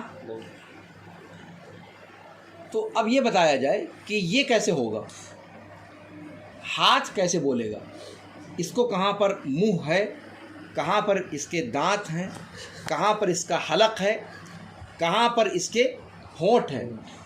ذرا پلٹ کے دیکھو ایک مرتبہ تو، کس جگہ سے یہ بولے گا، کہاں سے آواز نکلے گی اور کیسے نکلے گی آواز؟ سمجھ میں نہیں آئی بات؟ دنیا ہی میں اللہ تعالیٰ نے اس قسم کے ادلہ رکھ دیے ہیں کہ جو آپ کو بتلانے کے لیے کافی ہے کہ بھیا بولنے کے لیے تمہاری جو ایک محدود کھوپڑی ہے، اسی پیمانے پہ آپ ہر چیز کو کیوں ناپتے ہو؟ ہاں ہر چیز کو آپ اپنے مخصوص پیمانے سے کیوں ناپتے ہو؟ کیوں آپ یہ لازمی سمجھتے ہو کہ بولنے کا جب ذکر کیا گیا تو اس کے لیے یہ سارے کے سارے عناصر ہونا ضروری ہے تبھی آواز نکلے گی، ورنہ آواز نکلے گی؟ اس کی آواز کہاں سے نکلے گی؟ پیر کی آواز کہاں سے نکلے گی بھائی؟ کہاں سے شہادت دے گا یہ؟ کس انگلی سے وہ آواز نکلے گی اور کیسے نکلے گی؟ کوئی پتہ ہے اس کا؟ نہیں. مانتے ہو اس کو، یا یہ اس کو بھی کہہ دو کہ ایک مجاز ہے؟ مانتے ہیں. ہاں اور تو اور قرآن نے آگے بھی کیا، ایسی آگے اللہ نے فرمایا وَقَالُوا لِجُلُودِهِمْ لِمَ شَهِدْتُمْ عَلَيْنَا قَالُوا أَنطَقَنَا اللَّهُ الَّذِي أَنطَقَ كُلَّ شَيْءٍ. کیا ترجمہ ہوا؟ وہ کہیں گے اپنے کس سے؟ چمڑوں سے. اپنے چڑموں سے. لِمَ شَهِدْتُمْ عَلَيْنَا، تم نے ہمارے خلاف گواہی کیوں دی؟ لِمَ شَهِدْتُمْ عَلَيْنَا. اور شہادت یہاں بھی جیسے شہادت ارجل کا ذکر کیا ویسے شہادت الجلود کا ذکر کیا. اور یہ شہادت قول کی ایک قسم ہے. قول مؤکد کو شہادت کہا جاتا ہے، قول مؤکد کو شہادت کہا جاتا ہے کہ نہیں؟ عام گفتگو کو کلام کہتے ہیں، اور ایسی گفتگو جو ادلہ سے مبرہن ہو اس کو شہادت کہا جاتا ہے کہ نہیں؟ شہادت قول سے اوپر کا درجہ ہے.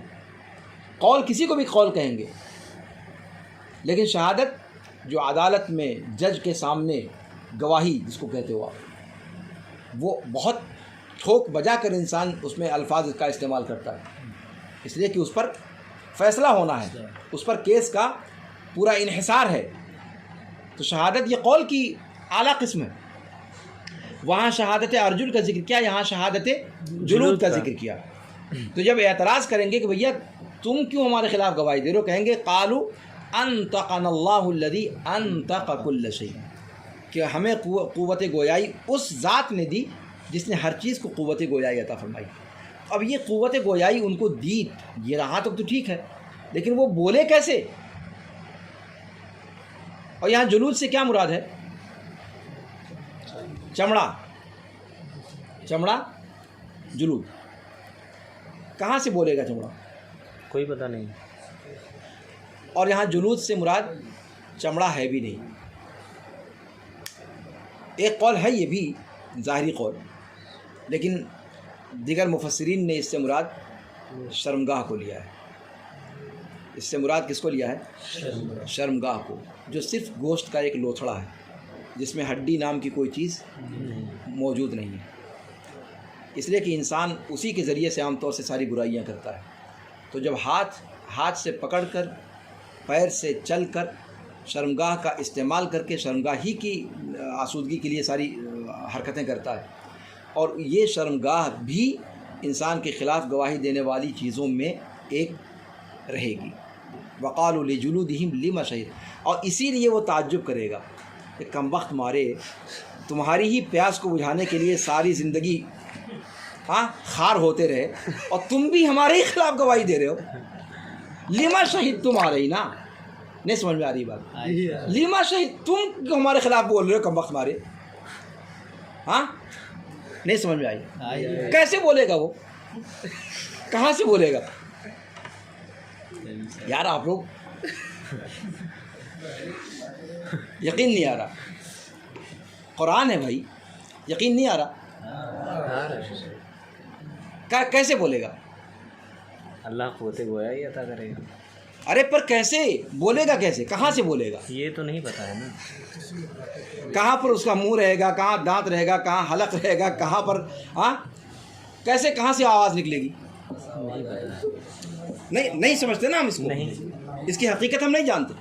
دنیا یعنی آپ کے جسم کی، آپ کی باڈی کے اندر ایسی چیزیں اللہ نے ڈال دی ہیں جن کو اللہ رب العالمین بلوائے گا، کلام کروائے گا جن سے، اور کلام ہی نہیں، عام کلام نہیں، شہادت دلوائے گا، اور آپ اللہ تعالیٰ کے بارے میں فکر میں پڑے گا۔ اپنی فکر کرو، پہلے اپنا تو پہلے سمجھ لو سسٹم۔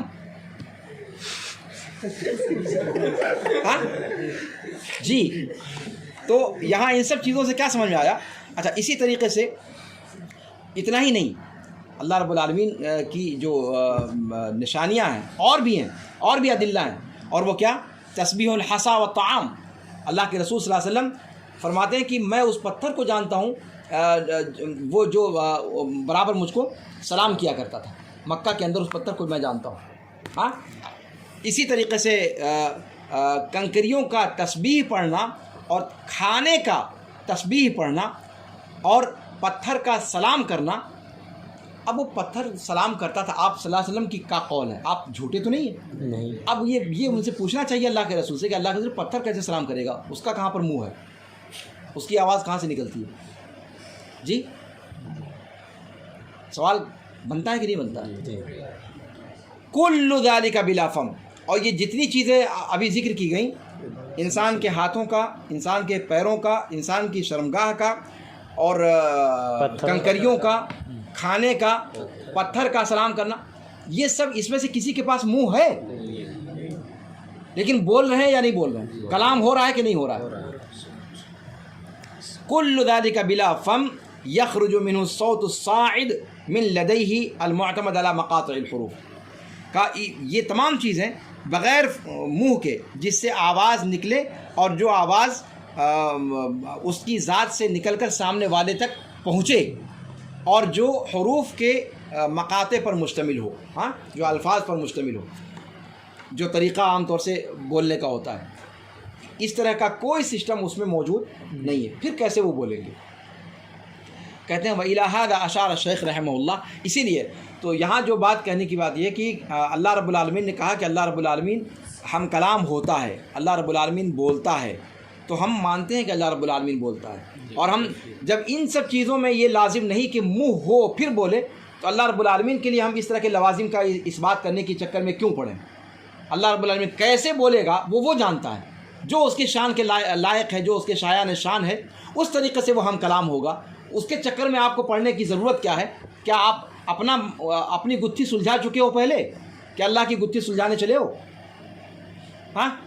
معقول جواب ہے ہم یہی کہتے ہیں کہ اللہ رب العالمین کے لیے صفت کلام کو اس طریقے پر ثابت کریں گے جس طریقے پر قرآن و حدیث کے اندر اللہ رب العالمین نے خود اپنے لیے ثابت کیا ہے، یا اللہ کے رسول نے اللہ کے لیے ثابت کیا ہے۔ اس نے خود اپنے لیے جیسے کیا ہے ویسے ہم کریں گے، اپنی طرف سے کریں تب ہم اضافہ کریں گے نا۔ لیکن جس کو خود اللہ نے ثابت کیا ہے اپنے لیے، آپ اس کا انکار کرنے والے کون ہوتے ہیں؟ ہم کیفیت میں نہیں پڑھیں گے، اور جب کیفیت میں نہیں پڑھیں گے تو نہ تشبیہ لازم آتی ہے نہ تقسیم لازم آتا ہے۔ واضح ہے یہ چیز؟ طيب، کہتے ہیں وَإِلَى هَذَا أَشَارَ الشیخ رحمہ اللہ بقوله منہ بدا بلا کیفیت قولا. یہاں دیکھیں امام ابن ابی العز نے امام طحاوی کے قول کو بدا پڑھا ہے، بدا نہیں پڑھا ہے. دھیان دیں، میں نے بتایا تھا آپ لوگوں سے کہ وہاں دونوں پڑھا جا سکتا ہے، لیکن جس یعنی جس پر کیا کہیں گے، جس لفظ کو انہوں نے معتمد سمجھا ہے وہ کیا ہے؟ بدا یبدو، ہاں، ظہور کے معنی میں. کہتے ہیں منہ بدا بلا کیفیت قولا ای ظہر منہ، اسی نے ترجمہ کیا کیا؟ ظہر منہ. ٹھیک ہے. ولا ندری کیفیت تکلمہ بھی، یہ کلام اللہ رب العالمین کی ذات سے ظاہر ہوا، ہم اس سے اس کلام کے بولنے کی کیفیت کے بارے میں نہیں جانتے، اور اسی لیے اس معنی کو مزید مؤکد کیا قولاً، قولاً کہہ کر کے. ہاں، یعنی کیا انہوں نے لفظ استعمال کیا ہے؟ کلام اللہ قولاً. یہ ویسے ہی ہوا ضربت ضرباً. آپ جانتے ہیں کہ عربی زبان میں اگر کسی فعل کا مفعول مطلق استعمال کر دیا جائے تو وہ فعل کبھی مجازی معنی میں نہیں ہو سکتا، کبھی مجازی معنی میں. ضربہ کا بہت سارا معنی آتا ہے. ضربہ کا معنی زمین میں سفر کرنا بھی آتا ہے. وَإِذَا ضَرَبْتُمْ فِي الْأَرْضِ فَلَيْسَ عَلَيْكُمْ جُنَاحٌ أَن تَقْصُرُوا مِنَ الصَّلَاةِ. یہاں پر ضَرَبْتُمْ فِي الْأَرْضِ، زمین پر مارو ہتھوڑے سے، کیا ہے؟ سفر کرو. وَإِذَا ضَرَبْتُمْ فِي الْأَرْضِ فَلَيْسَ عَلَيْكُمْ جُنَاحٌ أَن تَقْصُرُوا مِنَ الصَّلَاةِ. ضرب کا ایک معنی اصل کا ہوتا ہے، شہد کا. ضرب کے اور سارے معنی ہوتے ہیں.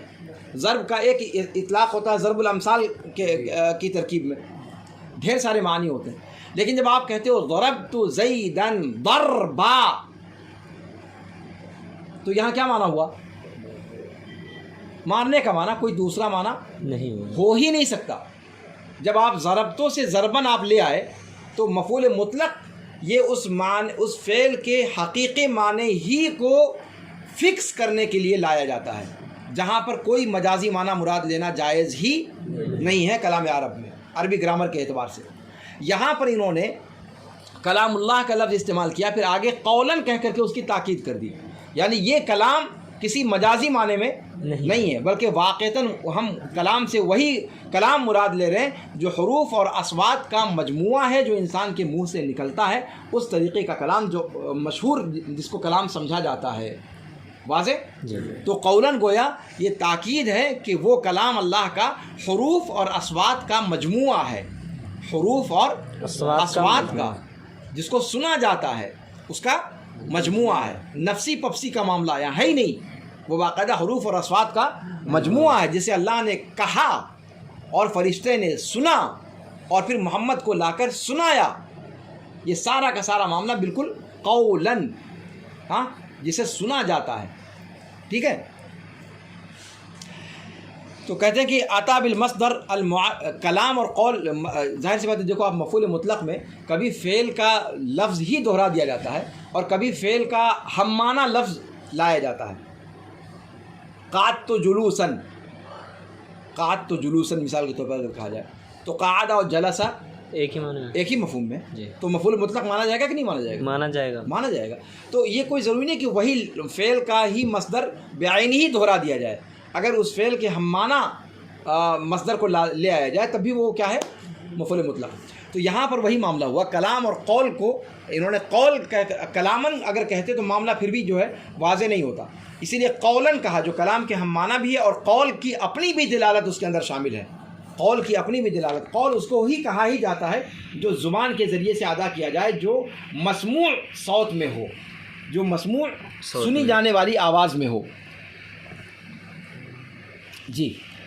تو کہتے ہیں کہ آتا بالمصدر المعرف للحقیقہ، مصدر کے لے کر کے آئے ہیں جو حقیقت کو واضح کرنے والا ہے. جیسے اللہ رب العالمین نے بعین ہی کلام کے لفظ کو مؤکد کیا ہے. کہاں پر؟ مثبت مصدر کے ساتھ اللہ تعالیٰ کے قول وَكَلَّمَ اللَّهُ مُوسَىٰ تَكْلِيمًا.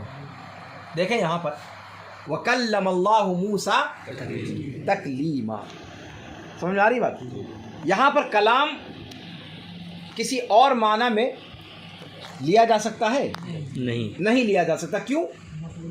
اس لیے کہ مفعول مطلق اس کا استعمال کیا گیا ہے.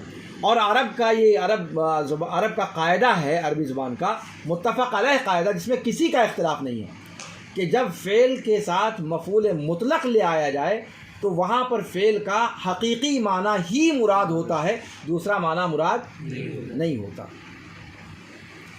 تو یہ لوگ بھی کوئی کچی گولی تھوڑی کھیلے ہوئے تھے. کیا خیال ہے؟ معتزلہ ابھی وہ قصہ آگے آئے گا. ایک جو قرأت سبا وغیرہ کا ذکر سنا ہوگا آپ نے، ہاں، قرآن کی 7 قرأتیں ہیں، 10 قرأتیں ہیں، جی جانتے ہیں؟ معتزلہ میں سے ان میں سے ایک قاری کے پاس گیا اور کہا کہ بھیا ایسا ہے کہ ایک قرأت یہ ایجاد کر دو، اس کو آپ یہ پڑھ دو وَكَلَّمَ اللَّهَ مُوسَىٰ تَكْلِيمًا. کچھ نہیں کرنا ہے آپ کو، خالی ایک قرأت بڑھا دو، یعنی ہو کو ہا کر دو، کچھ باقی سب اپنی جگہ پر رہنے دو، باقی سب اپنی جگہ پہ اپنی جگہ پر رہنے دو، ہمیں اور کچھ نہیں کرنا ہے، بس اس چیز کو کر دو، بڑا احسان ہوگا تمہارا. دیکھو یہ لطیفہ نہیں ہے، یہ واقعہ ہے. یہ لطیفہ نہیں ہے، یہ واقعہ ہے کہ جب انسان اپنے باطل مسلک کے تعصب میں پڑ جاتا ہے تو وہ کہاں تک چلا جاتا ہے کہ قرآن کے اندر بھی تحریف کرنے سے باز نہیں آتا. ہاں، کیا کہا؟ کلم اللہ، قرآن میں ابھی جو ہم پڑھتے ہیں وہ کیا ہے؟ وَكَلَّمَ اللَّهُ مُوسَىٰ تَكْلِيمًا. اس نے کیا کہا؟ خالی ہو کو ہا کر دو، وَكَلَّمَ اللَّهَ مُوسَىٰ. کیا فرق پڑ جائے گا ہو ہا میں؟ سارا مسئلہ ہی چوپٹ ہو جائے گا. ہاں، کیا ہو جائے گا؟ اللہ تعالیٰ مقبول ہو جائے گا. موسیٰ علیہ السلام قائل ہو جائیں گے. موسیٰ علیہ السلام نے بات کی، اللہ نے بات کی، موسیٰ نے بات کی، تو اس میں ہمیں کوئی اعتراض ہی نہیں ہے. آپ مفعول مطلق لاؤ یا 50 مفعول مطلق لاؤ، ہم مانتے ہی نہیں کہ یہ مجاز ہے. موسیٰ نے بات کی، حقیقت میں بات کی. اور آپ کہتے رہو یہ ہم بھی مانتے ہیں، ہمارے باپ دادا بھی مانتے ہیں، ہم اس کا انکار نہیں کرتے. خالی ہو کو ہا کر دو، جھنجھٹ ختم. ہو کو ہا کر دو. انہوں نے کیا کہا جواب میں؟ کہا کہ چلو ٹھیک ہے. دیکھو اہل سنت میں سے تھے اور اللہ نے عقل دی تھی، اور پھر قرآن میں قرأت اپنی منمانی تو بدلی نہیں جا سکتی، یا جھوٹی قرأت تو منسوخ نہیں کی جا سکتی نا. لیکن انہوں نے کہا کہ چلو ٹھیک ہے، تمہاری فرمائش ہم مان لیتے ہیں اور تمہارے خواہش کے مطابق ہم ایسا کر دیتے ہیں، لیکن یہ بتاؤ کہ کیا اس سے تمہارا الو سیدھا ہو جائے گا؟ کہا کیا مطلب؟ کہا کہ یہاں اگر آپ نے پڑھ لیا وَكَلَّمَ اللَّهَ مُوسَىٰ تَكْلِيمًا، لیکن وہاں کیا کرو گے؟ وَكَلَّمَهُ رَبُّهُ، كَلَّمَهُ رَبُّهُ. وہاں سورہ اعراف میں، سورہ اعراف کے اندر کیا کہا؟ وَلَمَّا جَاءَ مُوسَىٰ لِمِيقَاتِنَا وَكَلَّمَهُ وَلَمَّا جَاءَ مُوسَىٰ لِمِيقَاتِنَا وَكَلَّمَهُ رَبُّهُ. وہاں کیا کرو گے؟ فَبُهِتَ ہاں، اور عبدالقیوم صاحب بستوی کی زبان میں کیا ہوا؟ بس خاموش ہو گیا. کہا کہ ٹھیک ہے بھیا، اپنی جگہ پر رہو، آپ مجھے کچھ نہیں چاہیے. کیا ہوا اس میں؟ کیا مسئلہ ہوا؟ کوئی بتائے گا آپ لوگوں میں سے؟ وَكَلَّمَهُ رَبُّهُ، کیا جواب دیا قاری نے؟ کیا ایسا اس میں ہے کہ وہ خاموش ہو گیا؟ جی، وَلَمَّا جَاءَ مُوسَىٰ لِمِيقَاتِنَا وَكَلَّمَهُ رَبُّهُ. کیا چیز وہاں پر ایسی ہے کہ وہ معتزلی جو ہے ایک چپ ہزار چپ. وَكَلَّمَهُ، اس کے اندر ہا مفعول کی ضمیر موجود ہے، فعل کے ساتھ مفعول کی ضمیر لگی ہوئی ہے.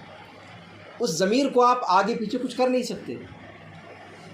یہاں تو اس میں ظاہر ہے نا، تو کلم اللہ کرو، ہا کرو، پورا آپ کے پاس آپشن ہے. لیکن جو مفعول کی ضمیر ہے وَكَلَّمَهُ، اور فعل جب اپنا مفعول لے چکا ہے تو اس کے بعد کیا آئے گا؟ فاعل ہی تو آئے گا. ہاں، کوئی اور چیز آ سکتی ہے؟ اس کے بعد ہے ربہ. وہاں ربہ تو کر نہیں سکتے، اس لیے کہ فعل اپنا مفعول لے چکا ہے، اور مفعول لے چکا ہے، بچا ہے اس کا فاعل. وَكَلَّمَهُ کے بعد لازمی ہے کہ وہ فاعل ہی آئے گا, مفعول تو ہو نہیں سکتا, اس لیے کہ مفعول آلریڈی کلمہ کے اندر ضمیر موجود ہے, وہاں کیا کرو گے؟ سمجھ میں آ رہی بات؟ تو اس قسم کے مسائل بھی, اور یہ لطیفہ نہیں, چٹکلا نہیں سنا رہا ہوں آپ لوگوں کو, یہ واقعتاً یہ ابھی کہیں ہو سکتا ہے ذکر کریں وہ, ہاں وہ اسی میں آگے آ رہا ہے, دیکھیے آگے آ رہا ہے. تو کہتے ہیں کہ وکلم اللہ موسیٰ تکلیما, یہاں پر مفعول مطلق اللہ رب العالمین نے استعمال فرمایا ہے جو مجاز کی نفی کرتا ہے. کلمہ کو اپنے حقیقی معنی میں جو ہے ہونے کی یقینی دلالت یہاں پر پائی جاتی ہے. ٹھیک ہے, کلمہ کا اصل میں ایک معنی ہوتا ہے زخم مارنا. کیا ہوتا ہے؟ زخم لگانا, کسی کو زخم پہنچانا, یہ بھی معنی اس کا لیا جاتا ہے. جیسے وہ دابۃ الارض کے بارے میں جو قرآن میں آیا, وَإِذَا وَقَعَ الْقَوْلُ عَلَيْهِمْ أَخْرَجْنَا لَهُمْ دَابَّةً مِّنَ الْأَرْضِ تُكَلِّمُهُمْ, اس کو کہا تُكْلِمُهُمْ, ایک قرأت یہ بھی ہے تُكْلِمُهُمْ, یعنی ان کو نشان زد کرے گا, کون مومن کون کافر. تُكَلِّمُهُمْ یہ حفص کی قرأت ہے جو ہم لوگ عام طور سے پڑھتے ہیں. ہاں, اخرجنا لهم دابة من الارض تكلمهم ان الناس كانوا بآياتنا لا يوقنون. تكلمهم, ان سے ہم کلام ہوگا, چوپایا انسانوں سے گویا ہوگا. ہاں, لیکن وہاں پر کلام کرے گا, وہاں بھی لوگوں کو اسی قسم کے مزاج کے لوگوں کو وہ چیز عجیب لگی کہ جانور کیسے انسان سے بات کرے گا. تو کہا کہ نہیں, وہ نشان زد کرے گا, یعنی ہر ایک کی پیشانی پر ایک نشان تھپا مارے گا, یہ مومن یہ کافر. ان الناس كانوا بآياتنا لا يوقنون. تو وہاں تو چل جائے گا, اس لیے کہ وہاں مفعول مطلق نہیں ہے. ہاں, وہاں مفعول مطلق نہیں ہے, لیکن یہاں وکلم اللہ موسیٰ تکلیما, یہاں تو مفعول مطلق ہے. یہاں کلمہ کو آپ جرح کے معنی میں, جرح کے معنی میں, ہاں زخم کے معنی میں, نشان لگانے کے معنی میں تو نہیں لے سکتے آپ, اس لیے کہ تکلیمہ اس کا مفعول مطلق آیا ہوا. کہتے ہیں فماذا بعد الحق الا الضلال, حق کے بعد سوائے گمراہی کے اور کیا بچتا ہے. اب یہی وہی واقعہ جو ابھی میں نے آپ لوگوں کو بتایا. کہتے ہیں وَلَقَدْ قَالَ بَعْضُهُمْ لِأَبِي عَمْرِ بْنِ الْعَلَاءِ أَحَدُ الْقُرَّاءِ السَّبْعَ, 7 قاریوں میں سے ایک مشہور جن کی قرأتوں کو پڑھا جاتا ہے باقاعدہ, جس کو آپ کہتے ہو کہ قرأت سبع کا ماہر ہے, ان میں سے ایک قرأت جن کی ہے وہ یہی ہے, ابو عمرو بن العلاء. ابو عمرو بن العلاء کہا کہ اس سے آ کر کے بعض معتزلی نے کہا کہ اريد ان تقرأ وکلم اللہ موسیٰ, وکلم اللہ موسیٰ بنسب اسم اللہ, اللہ رب العالمین کے یعنی لفظ جلالہ کے نسب کے ساتھ, اللہ رب العالمین کا جو لفظ ہے اللہ کا, اس کو نسب دے کر کے, لیکون موسیٰ هو المتکلم للہ, تاکہ موسیٰ گفتگو کرنے والے بن جائیں, اللہ رب العالمین کا معاملہ ہی نہ رہے. ہاں, موسیٰ بات کر رہے ہیں اللہ سے, کوئی مسئلہ نہیں. فقال ابو عمرو بن العلاء نے کہا حب انی قرأت هذه الآیہ کذا, مان لو تمہاری فرمائش ہم نے پوری کر دی, اور جیسا کہتے ہو ویسا ہم نے ایک قرأت ایجاد ہی کر دی. ہاں, فکیف تصنع بقوله تعالی ولما جاء موسیٰ لمیقاتنا وکلمہ ربہ فبہت المعتزلی, وہی صیغہ انہوں نے استعمال کیا, فبہت المعتزلی. اور عبد القیوم صاحب کا ترجمہ فبہت الذی کفر کا ہے, وہی ترجمہ یہاں بھی وہی فعل وہی ہے, اس لیے آپ وہی ترجمہ یہاں کر سکتے ہیں. کہتے ہیں وکم کیا وکم فی الکتاب والسنہ من دلیل علی تکلیم اللہ تعالی لأہل الجنہ وغیرہ. کہتے ہیں کہ اور کتاب و سنت کے اندر کوئی 1-2 آیت یا 1-2 واقعہ نہیں ہے, 1-2 دلیل نہیں ہے کہ جس کو آپ الٹا پلٹا کر دیں تو اپنا الو سیدھا ہو جائے گا آپ کا. قرآن و سنت کے اندر دلیلیں بھری پڑی ہیں, کتاب و سنت کے اندر اللہ رب العالمین کے صفت کلام سے متصف ہونے کی دلیلیں بھری پڑی ہیں. اللہ رب العالمین اہل جنت سے ہم کلام ہوگا, فرمایا اللہ تعالیٰ نے سلام قولا, دیکھو یہاں بھی وہی بات آ گئی, سلام قولا من رب رحیم, سلام قولا من رب الرحیم. اللہ رب العالمین کی طرف سے سلام ہوگا کہہ کر کے, اللہ رب العالمین باقاعدہ ان پر سلام کہے گا, اور کہنے کا مطلب یہ کہ کلام کرے گا, کلام کر کے ان پر اہل جنت پر سلام بھیجے گا. ہاں, سلام قولا, یہاں بھی قولاً کہہ کر کے اس بات کی نفی کر دی کہ یہاں پر کیا نام ہے نفسی مراد ہے یا یہ مراد ہے یا وہ مراد ہے. قول کہیں گے جو سنا جائے، جو حروف کا مجموعہ ہو، جو اصوات کا آواز کا مجموعہ ہو. اچھا، جابر رضی اللہ عنہ سے مروی ہے کہ اللہ کے رسول صلی اللہ علیہ وسلم نے فرمایا کہ اس درمیان کے اہل جنت اپنی اپنی نعمتوں میں ہوں گے کہ اچانک ان کے سامنے ایک نور چمکے گا. اذ سطع لهم نور، اچانک ان کے سامنے ایک نور چمکے گا. فرفعوا ابصارهم، اور یہ نور اوپر کی طرف سے چمکے گا. کہاں سے چمکے گا؟ اوپر کی طرف سے. فرفعوا ابصارهم، اپنی نگاہوں کو اٹھائیں گے. تو اچانک کیا دیکھیں گے کہ اللہ رب العالمین ان کے اوپر سے جلوہ فگن ہو رہا ہے. قد اشرف علیہم من فوقہم فقال، یہ کہتے ہوئے السلام علیکم یا اہل الجنہ. سلام قولا من رب الرحیم کا صیغہ بھی حدیث کے اندر آیا ہے کہ اللہ تعالیٰ کہے گا کیا؟ السلام علیکم یا اہل الجنہ. ہاں، آپ صلی اللہ علیہ وسلم نے وہ صیغہ بھی بتلا دیا. اس کا مطلب یہ صیغہ اہل جنت پر اللہ رب العالمین کے سلام کا صیغہ ہوگا کہ اے اہل جنت تم پر سلامتی ہو. ہاں، وہو قول اللہ تعالیٰ، اسی روایت میں ہے کہ اللہ کے رسول نے فرمایا کہ یہی ہے اللہ تعالیٰ کا قول، سلام قولا من رب الرحیم.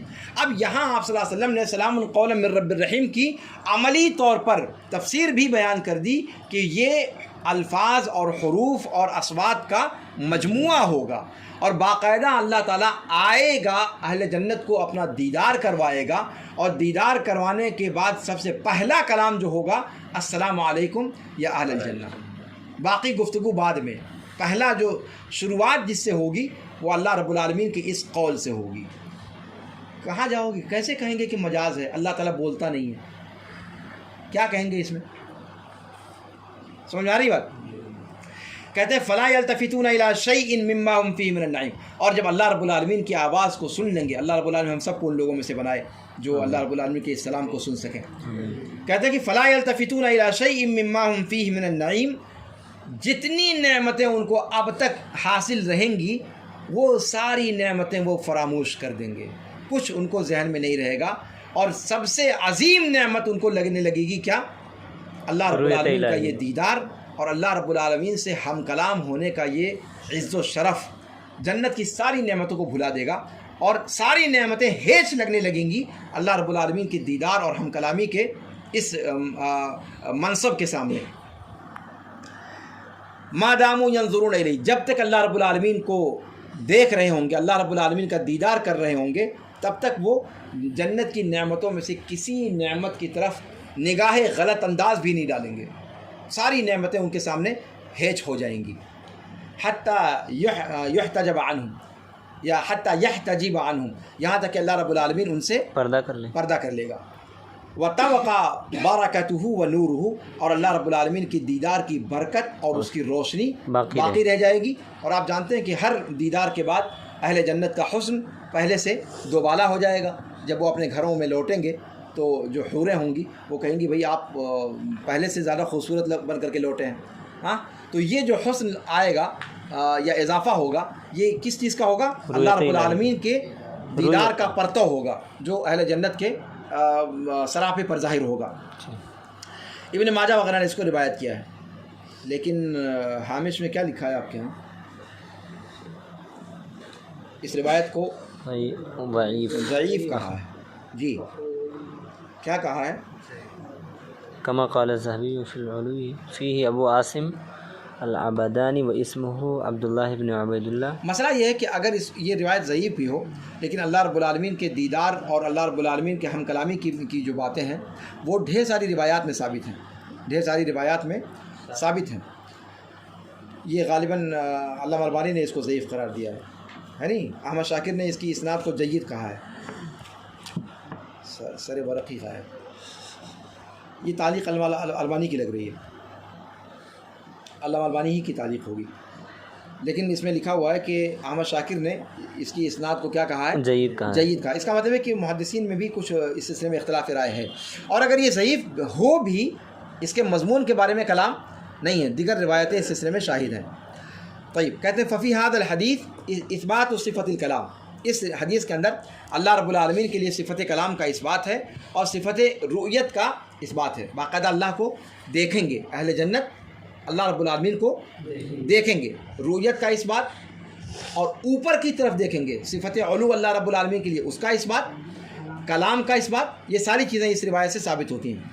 کہتے ہیں کہ وَكَيْفَ يَصِحُ مَعَ هَذَا أَن يَكُونَ كَلَامُ الرَّبِّ كُلُّهُ مَعْنًا وَاحِدًا۔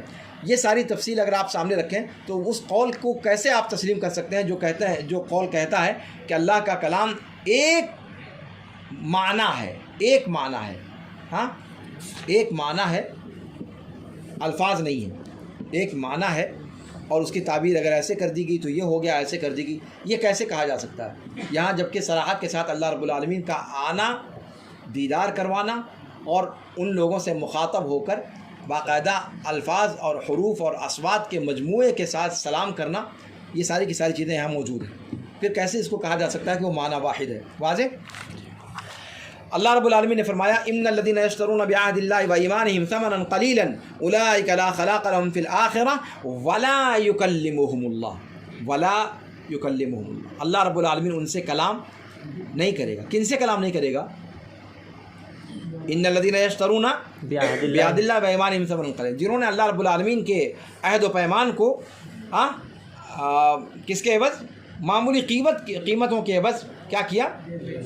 بیچ دیا، یعنی دنیا کمانے کے لیے انہوں نے سمجھوتا کر لیا، حلال و حرام کا ناجائز فتویٰ دیا، یہی لوگ مراد ہیں، اور اس سے یہ گفتگو چل رہی ہے اہل کتاب کے بارے میں، ہاں، اور یہی معاملہ امت محمدیہ میں ہے، جو علماء تھوک کے باؤ فتوے بیچتے ہیں، ہاں، وہ حلال و حرام کی پرواہ کیے بغیر اپنے من چاہے معانی نصوص کو پہنانے کی کوشش کرتے ہیں، وہ سب اسی دائرے میں آئیں گے، لیکن اصالتاً یہ کلام آپ ابھی کہیں کہ اللہ تعالیٰ سب سے پہلا جو کلام کرے گا محمد السلام علیکم، تو کیا جنت میں پہلے چلے جائیں گے حساب و کتاب کے؟ یہ کس نے کہا؟ تو جب حساب کتاب اللہ کرے گا تو سب بات نہیں کرے گا۔ اللہ کے بندے، یہ جنت کے اندر کی بات ہو رہی ہے، جنت کے اندر پہلا کلام یہ ہوگا، جنت کے اندر، اس سے پہلے جو اللہ تعالیٰ حساب کتاب کرے گا اور سارے معاملات ہوں گے الگ الگ، یہ سب مواقف آپ کو لگتا ہے کہ جیسے تابڑ توڑ ہوں گے، جیسے سراج العلوم کا امتحان ہوتا ہے 10 دن میں فارغ ہو کر بھاگ لیتے ہو، وہاں نانی دادی سب یاد آئے گی موقف کے اندر، وہ تو میں اس سے پہلے ہی بتا چکا ہوں، موقف کتنی مدت تک لوگ ٹھہریں گے، ہاں، جب قبروں سے اٹھائے جائیں گے، اٹھائے جانے کے بعد نانی دادی سب مرے گی سب کی، ہاں، حسابی کتابی شروع ہی نہیں ہوگا، حسابی کتاب شروع نہیں ہوگا، سارے لوگ پریشان حال رہیں گے، اور پریشان ہو جائیں گے کہ کریں کیا، آگے پیچھے دیکھیں گے، پھر آدم کے پاس جائیں گے، پھر نوح کے پاس جائیں گے، وہ سب واقعہ جو، ہاں، پھر اللہ کے رسول کے پاس آ کر کے، ہاں، ان کی سواری رکے گی اور کہیں گے اللہ سے سفارش کر دیجیے حساب کتاب شروع تو کرے، شروع کروانے کے لیے اتنے سال انتظار کریں گے، ہاں، ایک دن 50,000 سال کا ہوگا، اب اس میں پتہ نہیں کب تک جو ہے لوگوں کو جو ہے جھیلنا پڑے گا، پھر اس کے بعد حساب کتاب اللہ کے رسول کی شفاعت سے شروع ہوگا، پھر وہ کب تک چلے گا، وہ سب چیزیں تفصیل سے آپ لوگوں کو بھی پڑھنی چاہیے، ہم لوگوں کو بھی پڑھنی چاہیے، وہ ایسا نہیں ہے کہ تابڑ توڑ یہ ہوا اور فوراً ہاں ادھر سے ادھر پہنچ گئے، کافی لمبا پروسیس ہے جی۔ تو یہ جو گفتگو چل رہی ہے، جب اہل جنت میں پہنچ جائیں گے، اہل نار میں پہنچ جائیں گے، پھر یہ سارا معاملہ ہوگا، واضح؟ چلیے، تو یہاں پر ان الذین یشترون، تو یہاں پر اللہ رب العالمین نے ان لوگوں کو جو اپنے دینی نصوص کو معمولی قیمتوں کے عوض بیچتے ہیں یا خریدتے ہیں، یعنی ان تعلیمات کا پاس و لحاظ نہیں کرتے، ان کو وعید کے طور پر کیا کہا، ان کو جو چیزیں کہیں کہ اللہ رب العالمین آخرت میں ان کا کوئی حصہ نہیں ہوگا، اللہ تعالیٰ ان سے ہم کلام نہیں ہوگا اور ان کی طرف دیکھے گا نہیں، اس کا مطلب یہ ہوا کہ یہ لوگ نامراد لوگ ہوں گے اور یہ اللہ کے وعید کے کیا ہیں، شکار لوگ ہیں، جن سے اللہ تعالیٰ کلام نہیں کرے گا۔ اگر اللہ تعالیٰ کا یہی رویہ متقین کے ساتھ بھی ہے تو ان میں اور ان میں فرق کیا ہوا؟ اس آیت سے کیسے دلیل پکڑی گئی کہ اللہ تعالیٰ ہم کلام ہوگا، وہ میں سمجھا رہا ہوں۔ یہ اللہ تعالیٰ نے کہا سزا کے طور پر، یہ کیا کہا؟ سزا کے طور پر کہ ایسے لوگوں سے اللہ رب العالمین ہم کلام نہیں ہوگا. اس کا مطلب جو ایسے نہیں ہیں ان سے ہم کلام ہوگا. اگر ان سے بھی ہم کلام نہیں ہوتا تو پھر یہ کہیں گے بھیا تو یہ سزا کیا ہوئی؟ جب وہ نہ کلام ان سے اللہ کو کرنا ہے نہ ان سے کرنا ہے تو پھر یہ کوئی سزا تو ہوئی نہیں سمجھ میں آئی بات؟ جب ان کو سزا کے طور پر کہا کہ اللہ تعالیٰ ان سے ہم کلام نہیں ہوگا تو اس کا مطلب جو اللہ کے فرما بردار بندے ہیں ان سے اللہ تعالیٰ کلام کرے گا تبھی تو بات مکمل ہوگی. یہ شرف اللہ رب العالمین اپنے فرما بردار بندوں کو عطا فرمائے گا کہ ان سے ہم کلام ہوگا. تبھی تو ان عاصی یا گنہگار بندوں سے ہم کلام نہ ہونا یہ سزا مانا جائے گا. ورنہ اگر نہ فرما برداروں سے گفتگو کرے گا نہ ان سے کرے گا تو پھر ان کا یہ کلام نہ کرنا یہ کوئی سزا تو ہوئی نہیں سمجھ میں آئی. تو ان الذين يشترون بعهد الله وايمانهم ثمنا قليلا اولئك لا خلاق لهم في الاخره ولا يكلمهم الله. یہ آیت اللہ رب العالمین کی صفت کلام کے اس بات پر کیسے دلالت کرتی ہے؟ میاں سمیر بتا لے جاؤ گے. اس آیت سے اللہ رب العالمین کا صفت کلام کیسے ثابت ہوتا ہے جبکہ آیت کہہ رہی ہے اللہ گفتگو نہیں کرے گا؟ تو یہاں تو نفی ہو رہی ہے نا. اس بات کیسے ہو رہا ہے اس سے صفت کلام کا؟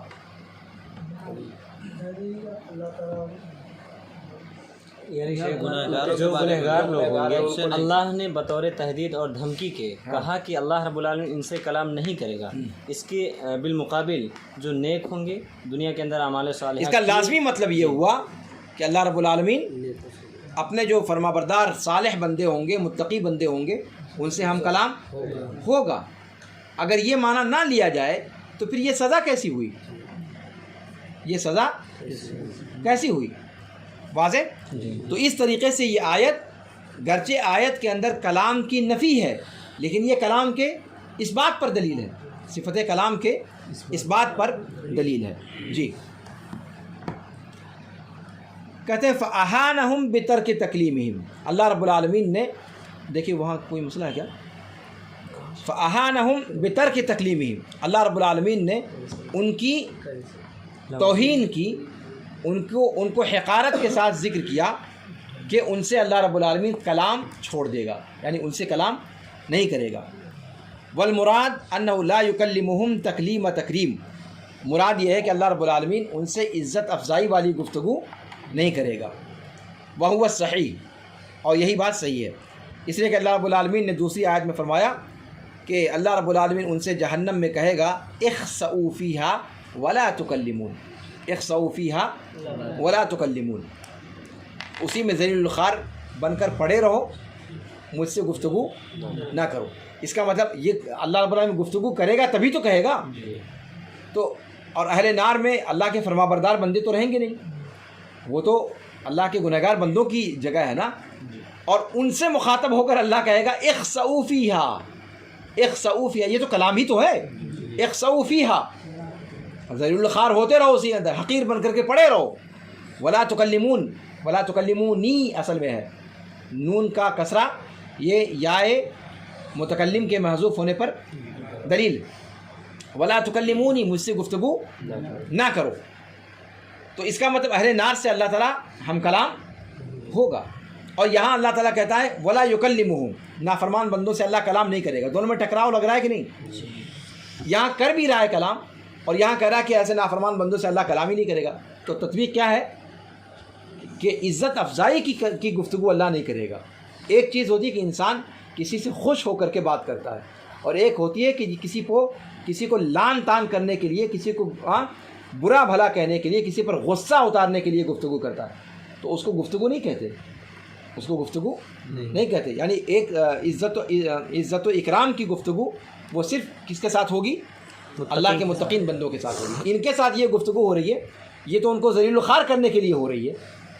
اخسؤوا فیہا. جی کہتے ہیں فلو کان لا یکلم عبادہ المؤمنین. تو اگر اس آیت کا یہ معنی لیں، یہ سمجھا جائے کہ اللہ رب العالمین اپنے مومن بندوں سے بھی ہم کلام نہیں ہوگا، تو مومن بندے اور غیر مومن بندے اس معاملے میں سب برابر ہو گئے. ٹھیک ہے. اپنے اللہ رب العالمین کے دشمنوں کی تخصیص اس طور پر کہ اللہ تعالیٰ ان سے ہم کلام نہیں ہوگا، اس کے اندر کوئی فائدہ نہیں ہوا. امام بخاری رحمہ اللہ نے اپنی جامع میں کیا کہا ہے؟ باب کلام رب تبارک و تعالی مع اہل الجنہ. اللہ رب العالمین اس پر باب ہی قائم کیا ہے، اللہ رب العالمین کا اہل جنت سے ہم کلام ہونا، و تکلیم ہی لہم، اور اللہ رب العالمین کا ان سے کلام نہیں کہاں گیا، وساق فیہ عدۃ احادیث، اور اس کے اندر کئی احادیث لے کر کے آئے ہیں. کہتے ہیں کہ اہل جنت کی نعمتوں میں سب سے افضل نعمت اللہ رب العالمین کی رؤیت ہوگی، اللہ رب العالمین کے چہرے کا دیدار، اور اللہ رب العالمین سے شرف ہم کلامی. اہل جنت کی سب سے بڑی نعمت یہ دونوں ہوں گی، اللہ کا دیدار اور اس سے ہم کلام ہونا.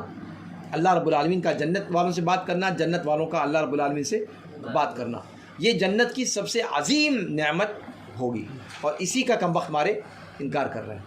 جی کہتے ہیں جس نے اللہ رب العالمین کے دیدار کا یعنی رؤیت کا انکار کیا، جس کی بحث ابھی آگے آئے گی، ابھی ہم قرآن میں ہیں، اسی کے بعد رؤیت کی بحث پڑھیں گے ہم لوگ. جس نے رؤیت کا انکار کیا یا اللہ رب العالمین کی صفت کلام کا انکار کیا، اس نے جنت کی روح کا انکار کر دیا. اس نے در حقیقت کیا کیا؟ جنت کی نعمتوں کا جو لب لباب ہے، جو مغز ہے، جو خلاصہ ہے، اسی کا انکار کر دیا. اگر یہ دونوں چیزیں جنت کے اندر نہ ہو تو پھر جنت کی کسی نعمت کا کوئی مطلب ہی نہیں ہے. ہاں، ساری نعمتوں کی سردار یہ دو نعمتیں ہیں، کیا؟ اللہ رب العالمین کا دیدار اور اللہ رب العالمین سے ہم کلامی. کہتے ہیں وَأَعْلَى نَعِيمِهَا وَأَفْضَلُهُ الَّذِي مَا طَابَتْ لِأَهْلِهَا إِلَّا بِهِ. اور یہ اہل جنت کی نعمتوں میں اعلیٰ ترین نعمت ہے اور افضل ترین نعمت ہے کہ جس نعمت کے بغیر کوئی نعمت وہاں پر بھائے گی نہیں جنتیوں کو. ٹھیک ہے، بہت وقت ہو گیا، بہت.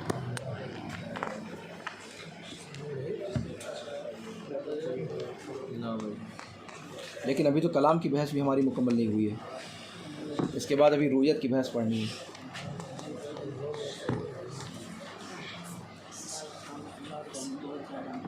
ہاں